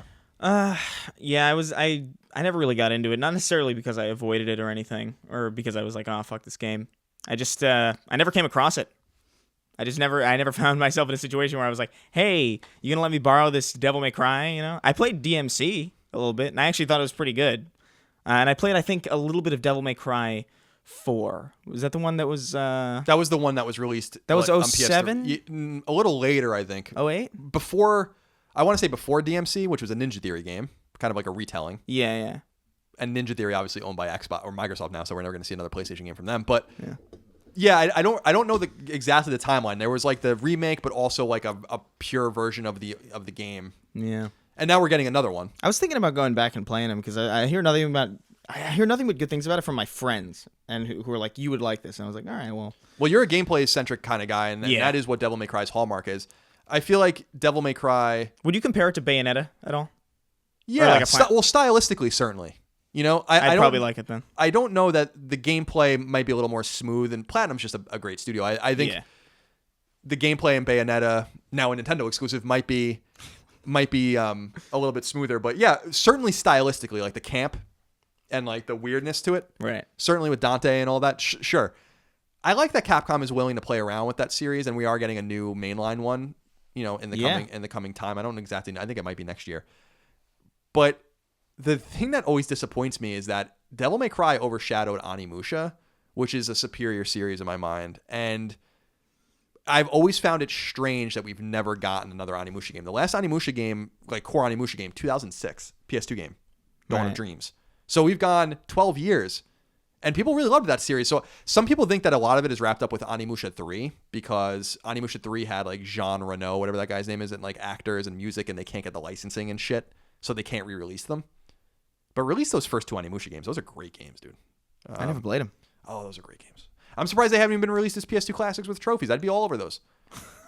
They're just really great early PS2 games. Like Onimusha, some would say the Bouncer is like really the first, I guess, like great PS2 exclusive. I think it was fine. I think people were really hard on it. But Onimusha is often considered the first like must-have PlayStation 2 game. I gotta look this up. This is like you're saying the name and it sounds like super familiar to me. It's like the cover is like a Samanosuke is the main character. Oh my god! Yeah. Oh my god! I remember this. So it's like it's a more grounded, less arcadey Devil May Cry, basically. It's been so long since I played it though. I don't remember anything about it. I wish they'd. Capcom is showing a great propensity to release old games. They did it with the Disney Saturday Afternoon Collection. They did it with, or Saturday Morning Collection, whatever it is. They did it with the Mega Man Legacy Collection, Mega Man X Legacy Collection, Street Fighter 30th Anniversary Collection. Let's start getting into some newer stock now, right? Because we can do this. They're remaking Resident Evil 2, obviously, which is great, but man, like just give me some Onimusha love. And I really think that licensing must be the reason, or maybe it could be like why they don't release Metal Gear Solid again. They released them on PS3 and Vita back in the day, but it's because those games control like shit. And we might just have different expectations of how games feel now. It might be that as well, but I don't think so. Yeah, I don't know. We'll find out. Brent Linquist says, hey, fellas, slightly offbeat question. Which themes do you use on your PlayStation 4? Do you use a theme? Yeah. What do you use? I alternate between the God of War theme and there's a Shadow of the Colossus theme that I really, really like. It's like really calm and serene. Yeah, I'm not a theme guy. Not a theme guy? You have the default? The default blue screen and like no sound. I hate the default. I can't. It just like it feels dead to me. I feel like it's clean. Like it looks like an interface that you can just leave on a screen all day, and it looks like it belongs there, like in your house, like in a futuristic house, almost like a. It just like it's like a UI. It looks specifically like a UI. Right. That's the UI. I like the themes because it's almost like because I have a pretty big TV in my room. It's like so when I have the theme on and I have just the dashboard running or the main what is it called on PS the main screen. It used to be called cross media, but now cross media bar, but it's not. I don't know, or a live area maybe or something like that. I think that's what they call the Vita. I say dashboard because it's what my 360 brain defaults to. Yeah, the XMB, the universal XMB that was on PSP and PS3 and Bravia TVs, like that's dead now. So I don't know. There is a name for it. Anyway. It's I like having the theme on because it's almost like having like a big piece of art constantly up, you know? Sure, I can't argue with that. Yeah, I just like the cleanliness of it, and when I finally realized I can shut sound off, which happened well into PS4's life cycle, that made it like years into it. That made it even better. I would totally do a knack theme though. I'm sure you can. Oh, I will. We'll see if you have any balls. Dane Hansen says, we all know the big AAA games coming out in the next 12 months. However, I'm interested to hear maybe 3 or 4 off-the-radar games you guys are looking forward to and why. The dark horse, indie, just off the beaten path type game. Do you have anything like that? Oh my god. Honestly, my brain's like so consumed with Spider-Man right now. I don't even think I can focus on anything past it. But I've had my eye on Tunic, which it's just like a weird cel-shaded Zelda-looking thing. That's coming first to Xbox, right? I think, but I'm pretty sure that's a multi-platform. That was at their indie showcase, I think, during the E3 presser, if I remember correctly. Yeah, as far as like indie games, like I was looking at the that looks beautiful. But there's what is Dead Cell? Oh yeah, that game looks awesome too. I recently checked out some of the trailers for it, and I'm like, this is beautiful. Again, the great Papa Roach song. Insanely beautiful. Yeah. But those are the 2 that I'm looking forward to, I think. I guess the more off the beaten path stuff, I would consider Dragon Quest XI AAA. I think it is, but it's certainly not getting a lot of play. That comes out September 4th. I'm super excited about that. Mm-hmm. Valkyria Chronicles 4 comes out September 25th, and I think that looks pretty cool too. Although I've not played the others yet. Like I've been waiting. I don't think the third one's even available in the States, but I think it's a PSP game. Is that one of those? It's like a turn-based strategy game. Those weeb anime turn-based. That's exactly right. And I think the other one that's a little bit off the beaten path for me, and this is an obvious one, October 2nd, Mega Man 11. Yeah. I'm going to lose, Is that off the beaten path? I think so. I mean, I don't know. I mean, it's Mega Man. Yeah, but It is off the beaten path, but it's also kind of not. well, think about the games that are coming out around it. Oh, well, yeah. I guess compared. Well, it's coming out, October 2nd, but then it comes out the same day as Assassin's Creed. Yeah. And then a couple weeks later, Red Dead comes out. Oh, okay. And then a couple That's weeks big after one. that, Fallout comes out. Okay. So That's Mega fair Man enough. 11 will get maybe a week of play before everyone forgets it exists, but I will not forget. And I will be chasing that platinum trophy like you wouldn't believe. I'll be mainlining whatever I have to mainline to get it. Also, what? There's a new Assassin's Creed. What is it? This one is, let me look at my list. Odyssey. I think I could have sworn that was out. Oh my god. My perception of Assassin's Creed is so dead. It's so broken in every regard. I have on my piece of paper Origins and Syndicate, I think were the last two. Okay, I'm getting the names mixed up. Yeah, Origins is Origins what I was was- thinking of. It's another O one. Origins was the Egyptian one? Or no. That's the new one. Odyssey new is one. the Egyptian. Origins.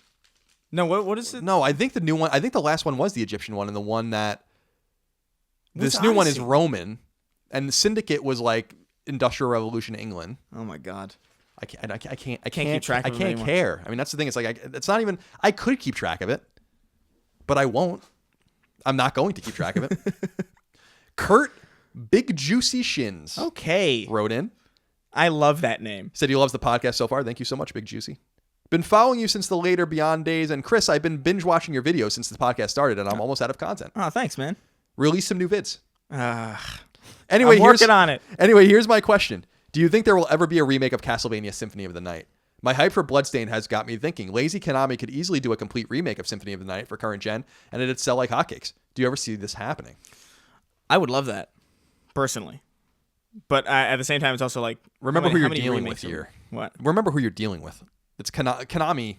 Yeah, that's the thing. Is like, Man. do we want? I don't know. It just makes me sad thinking about that whole thing. Every time I think about the Konami situation, I'm like, wow, what a mess that is. It's what the biggest mess It's like is. a blight on the industry. They just have a few IP that it's just a shame, like that they own.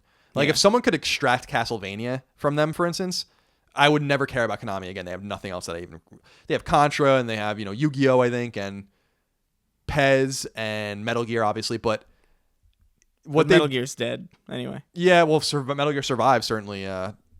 I've heard some people have tweeted me, been like, Metal Gear Survive's not that bad, and I'm just gonna wait until it drops precipitously. That's fine, but I refuse to engage with it off of just sheer principle because I can't support Konami in any respect. No, I can't do it. I can't either. Obviously, if people want to go look at my side quest video series earlier this year, I put up a video, one of my most popular videos about when they blacklisted me at IGN, and a story I never told. So you guys can go check that out.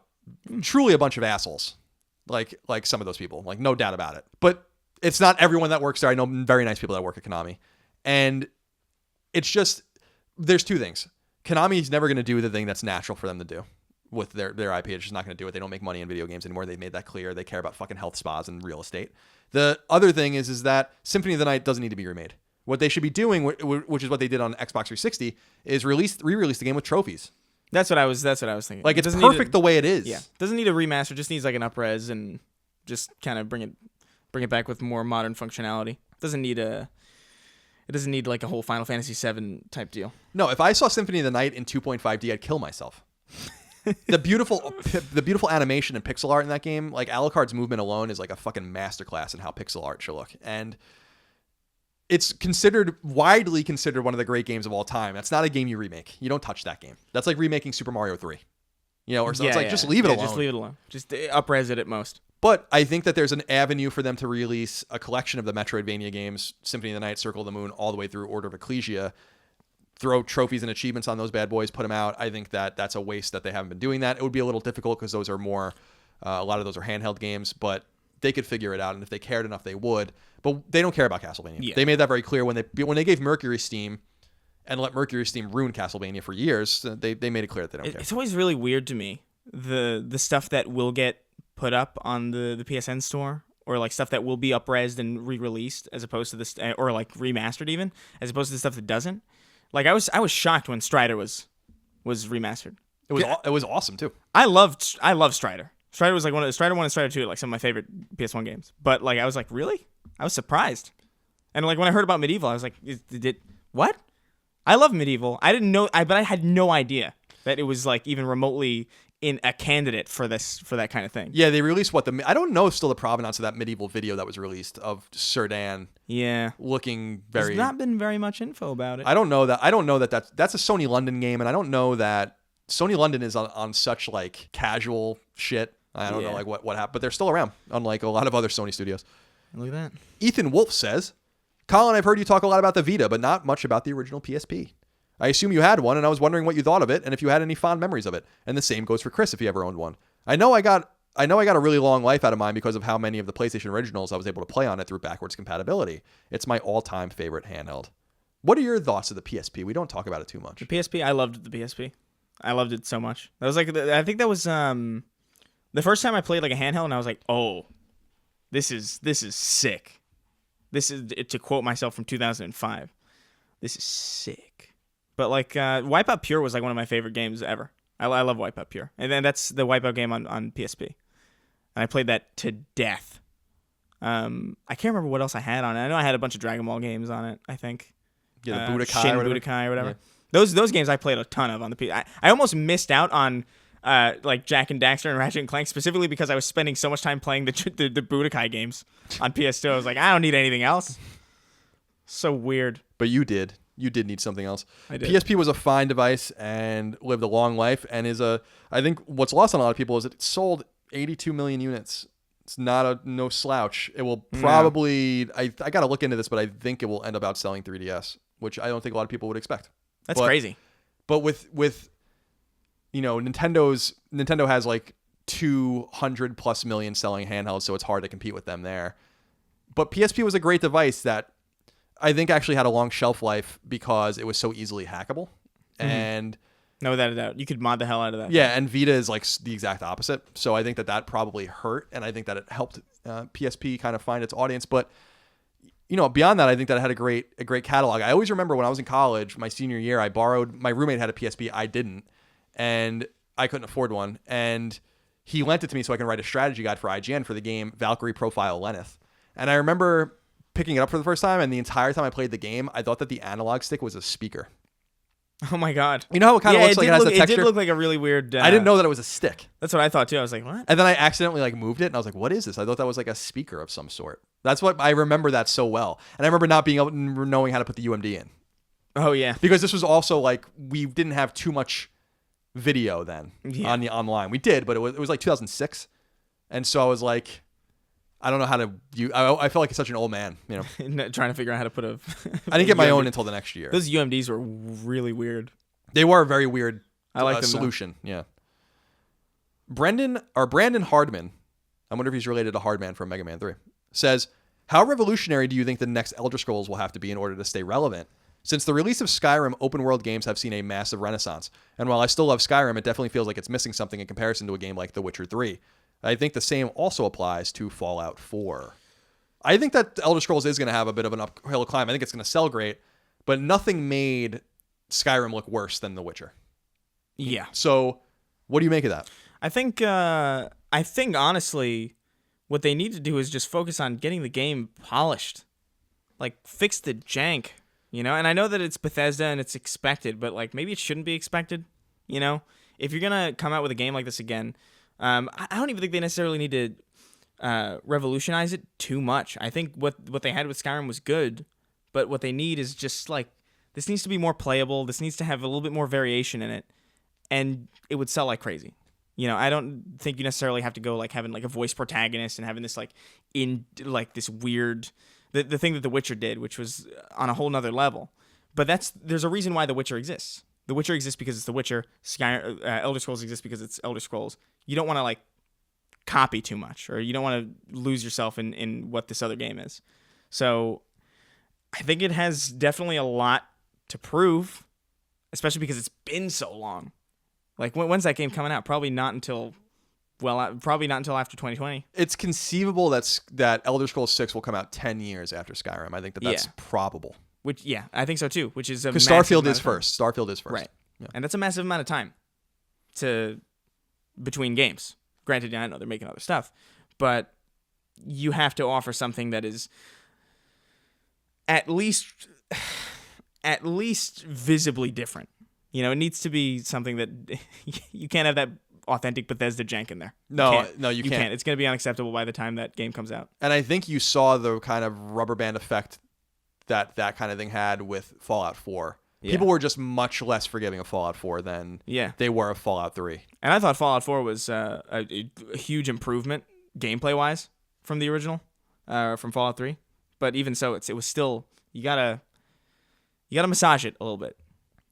Give it time. Dare I say, like, you know, it's easier said than done. Everyone works on different engines and all that kind of stuff. But with having the pedigree of id in the Bethesda family with shooters and like the way games should feel from a first-person perspective, why not integrate that technology into your game? Yeah. If you can make if Rage is an open world id game and Rage 2 is an open world Avalanche game, and we're going to talk about that in a minute, but why not go down that direction? You guys tell great stories and make believable worlds and all that kind of stuff. It's just like, you know, VATS in Fallout is really a way to avoid bad gameplay.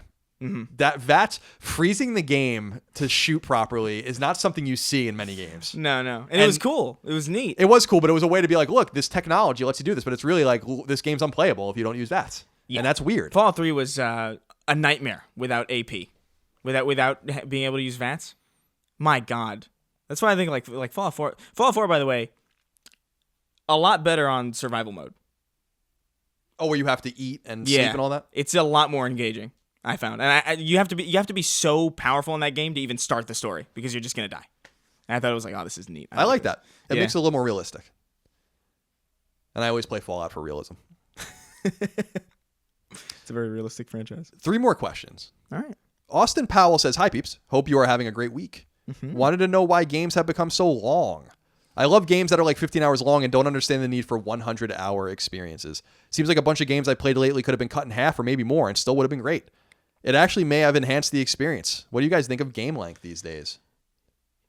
Yeah, I think Titanfall 2 is actually a really good example of this. Titanfall 2 is very, very short, but it was very, very, very sweet. It didn't overstay its welcome. It left you wanting more, but it didn't leave you feeling like you didn't get something that was worth your time.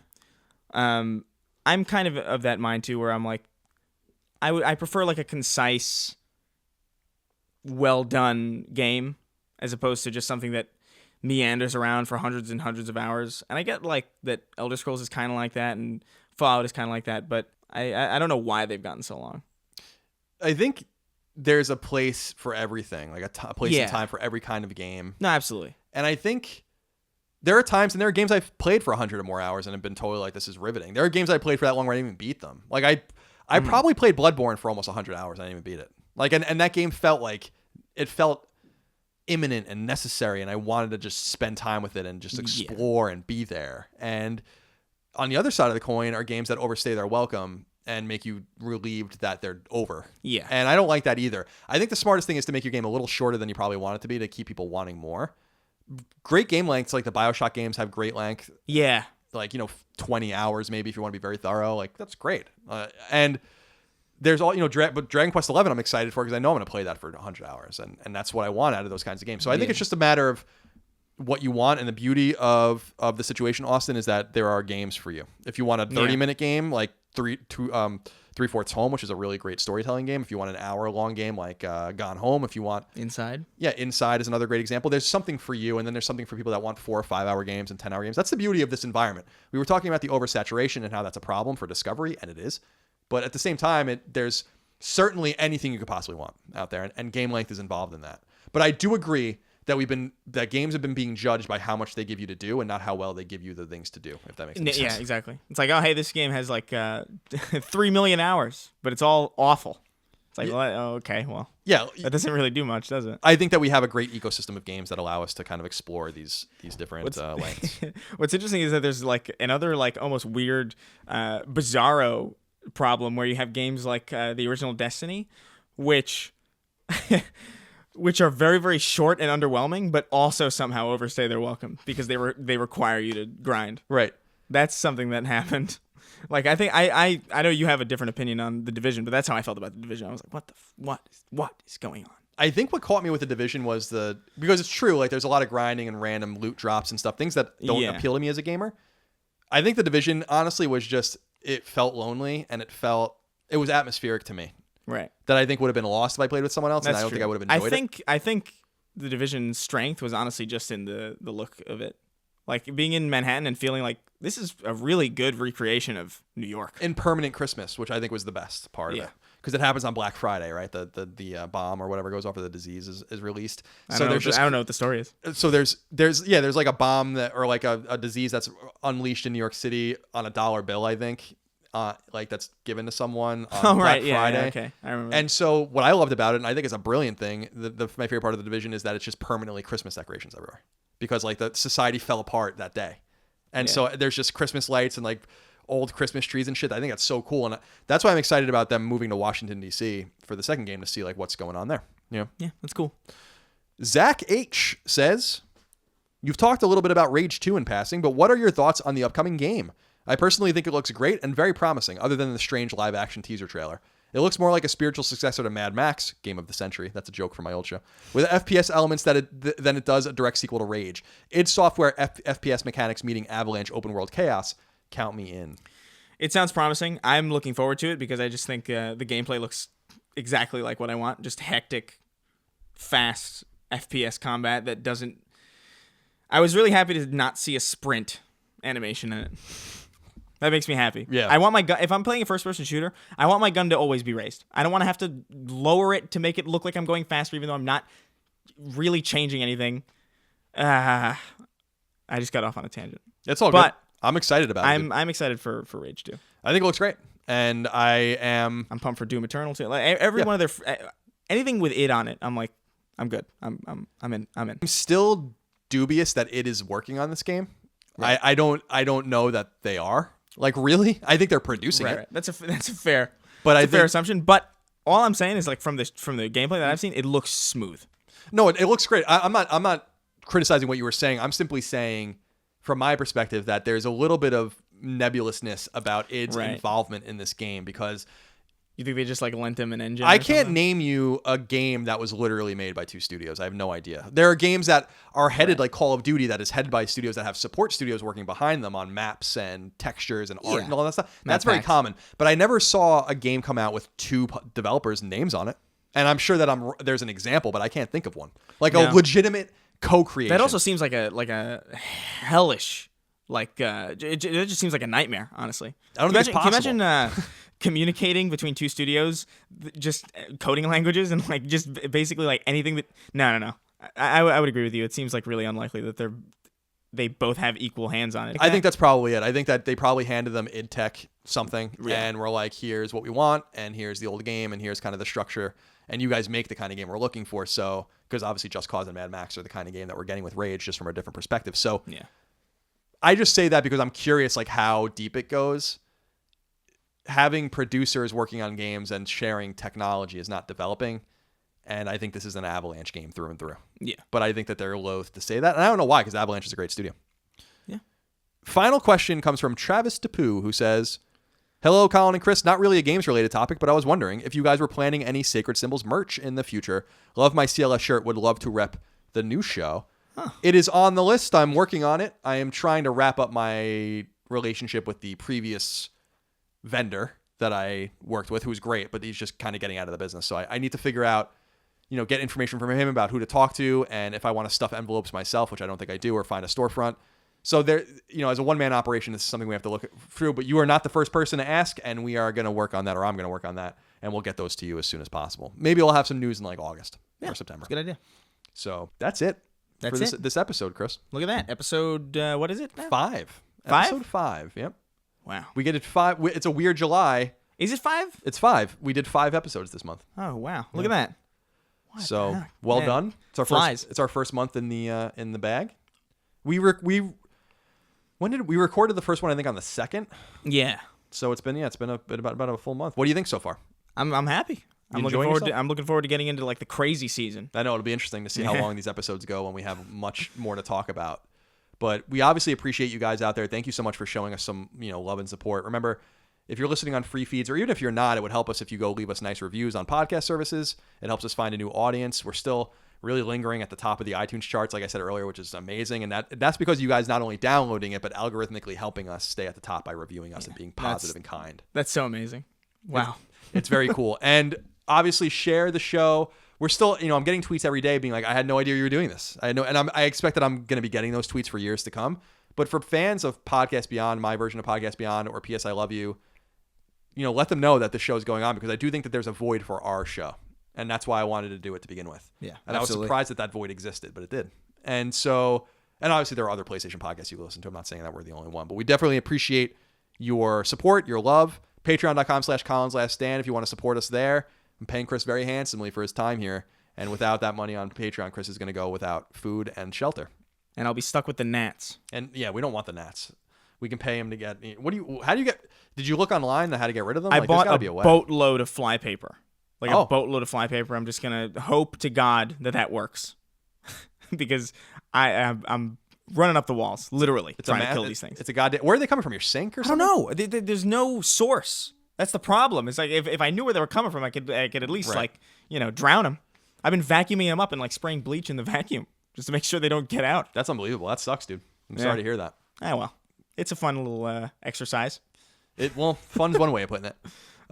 Thank you all out there. Appreciate you, whether you're a supporter on Patreon or supporter on the free feed. Again, we just really are thankful after our first month that this show is doing as well as it has and is growing every month or every week. So we appreciate that. Thank you for listening. We'll see you next week for more Sacred Symbols. Goodbye. Take care, guys. Sacred Symbols, a PlayStation podcast, is fan-supported over at patreon.com/ColinsLastStand. The following names are at the producer level or higher on Patreon, and I want to thank you from the very bottom of my heart for your incredible kindness and generosity. Harshiv Bahia, Martin Beck, Fred Bentz, David Blodel, Mark Boggio, Spencer Brand, Isaac Brewer, Lennon Brixey, Matthew Brousseau, Josh Bushing, Austin Bullock, Andrew Burkhart, John Burry, Alex Cabrera, Will Caldwell, Luis Cancato, Matthew Canoy, Shermer Carter, William Cashel, Brian Chan, Travis Chandler, Sean Chandler, Kenneth Charr, David Chestnut, Steve Clifford, Dan Clifford, Simon Conception Jr., Brad Cooley, Nick Cummings, Daniel Diamore, Daniel Delanikos, Mitchell Durkash, Luke Drake, David Ellis, Eric Finkenbeiner, Michael Fiore, Connor Gazian, Alexander Gates, Michael Gates, Daniel Glassford, Tyler Goodwin, Josh Gravelick, Richard Green, Ryan Greenwood, Miranda Grubba, Andres Guzman, Tyler Harris, Wyatt Henry, Andrew Hess, Josh Yeager, Paul Joyce, Jeremy Key, Nathaniel Khalil, Taylor Christian Laudrin, Donald Laws, Joe Lawson, Don Q. Lee, Patrick Leslie, Dustin Lewis, Keith Adrian Lewis, Chad Lewis, Lewin Ray Loper, Josh M., Ryan T. Mandel, John McManus, Joe McPartlin, Mike Menzel, Albert Miranda, Betty Ann Moriarty, Abe Mukhtar, Brian Nietzsche, Connor Nesbitt, Josh Netzel, Adam Nix, Adam O., Brian Ott, Jorge Palomino, Reed K. Parker, Todd Paxton, Brendan Peavy, Marius Scarzam Peterson, Enrique Perez, Eric A. Peterson, Jason Pettit, Lawrence F. Prokop, Eric R. Pryor, Jordan Ray, Ryan Reeves, Michael Renner, Peter Reynolds, Shane Rayum, Jonathan Rice, Austin Riley, Ryan Robertson, Ramon Rodriguez Jr., Petro Rose, Michael Sanchez, Matthew Savoy, John Schultz, Chris Schaefer, Mike Shaw, Rayanne Scheinebarger, Toby Shootman, Gurman Sadhu, Jordan Smith, Riley Smith, Alexander Suarez, Ahmad Tamar, Tam Tran, Kevin Van Ekeren, Oakley Waldron, Justin Wagaman, Chris Wong, Michael Wells, Tyler Woodall, Corey Wyatt, Tony Zuniga, Supershot ST, Casual Misfits Gaming, Mad Mock Media, Beric, Mubarak, Dav9834, Chris, Donk2015, and Random Guy Radio.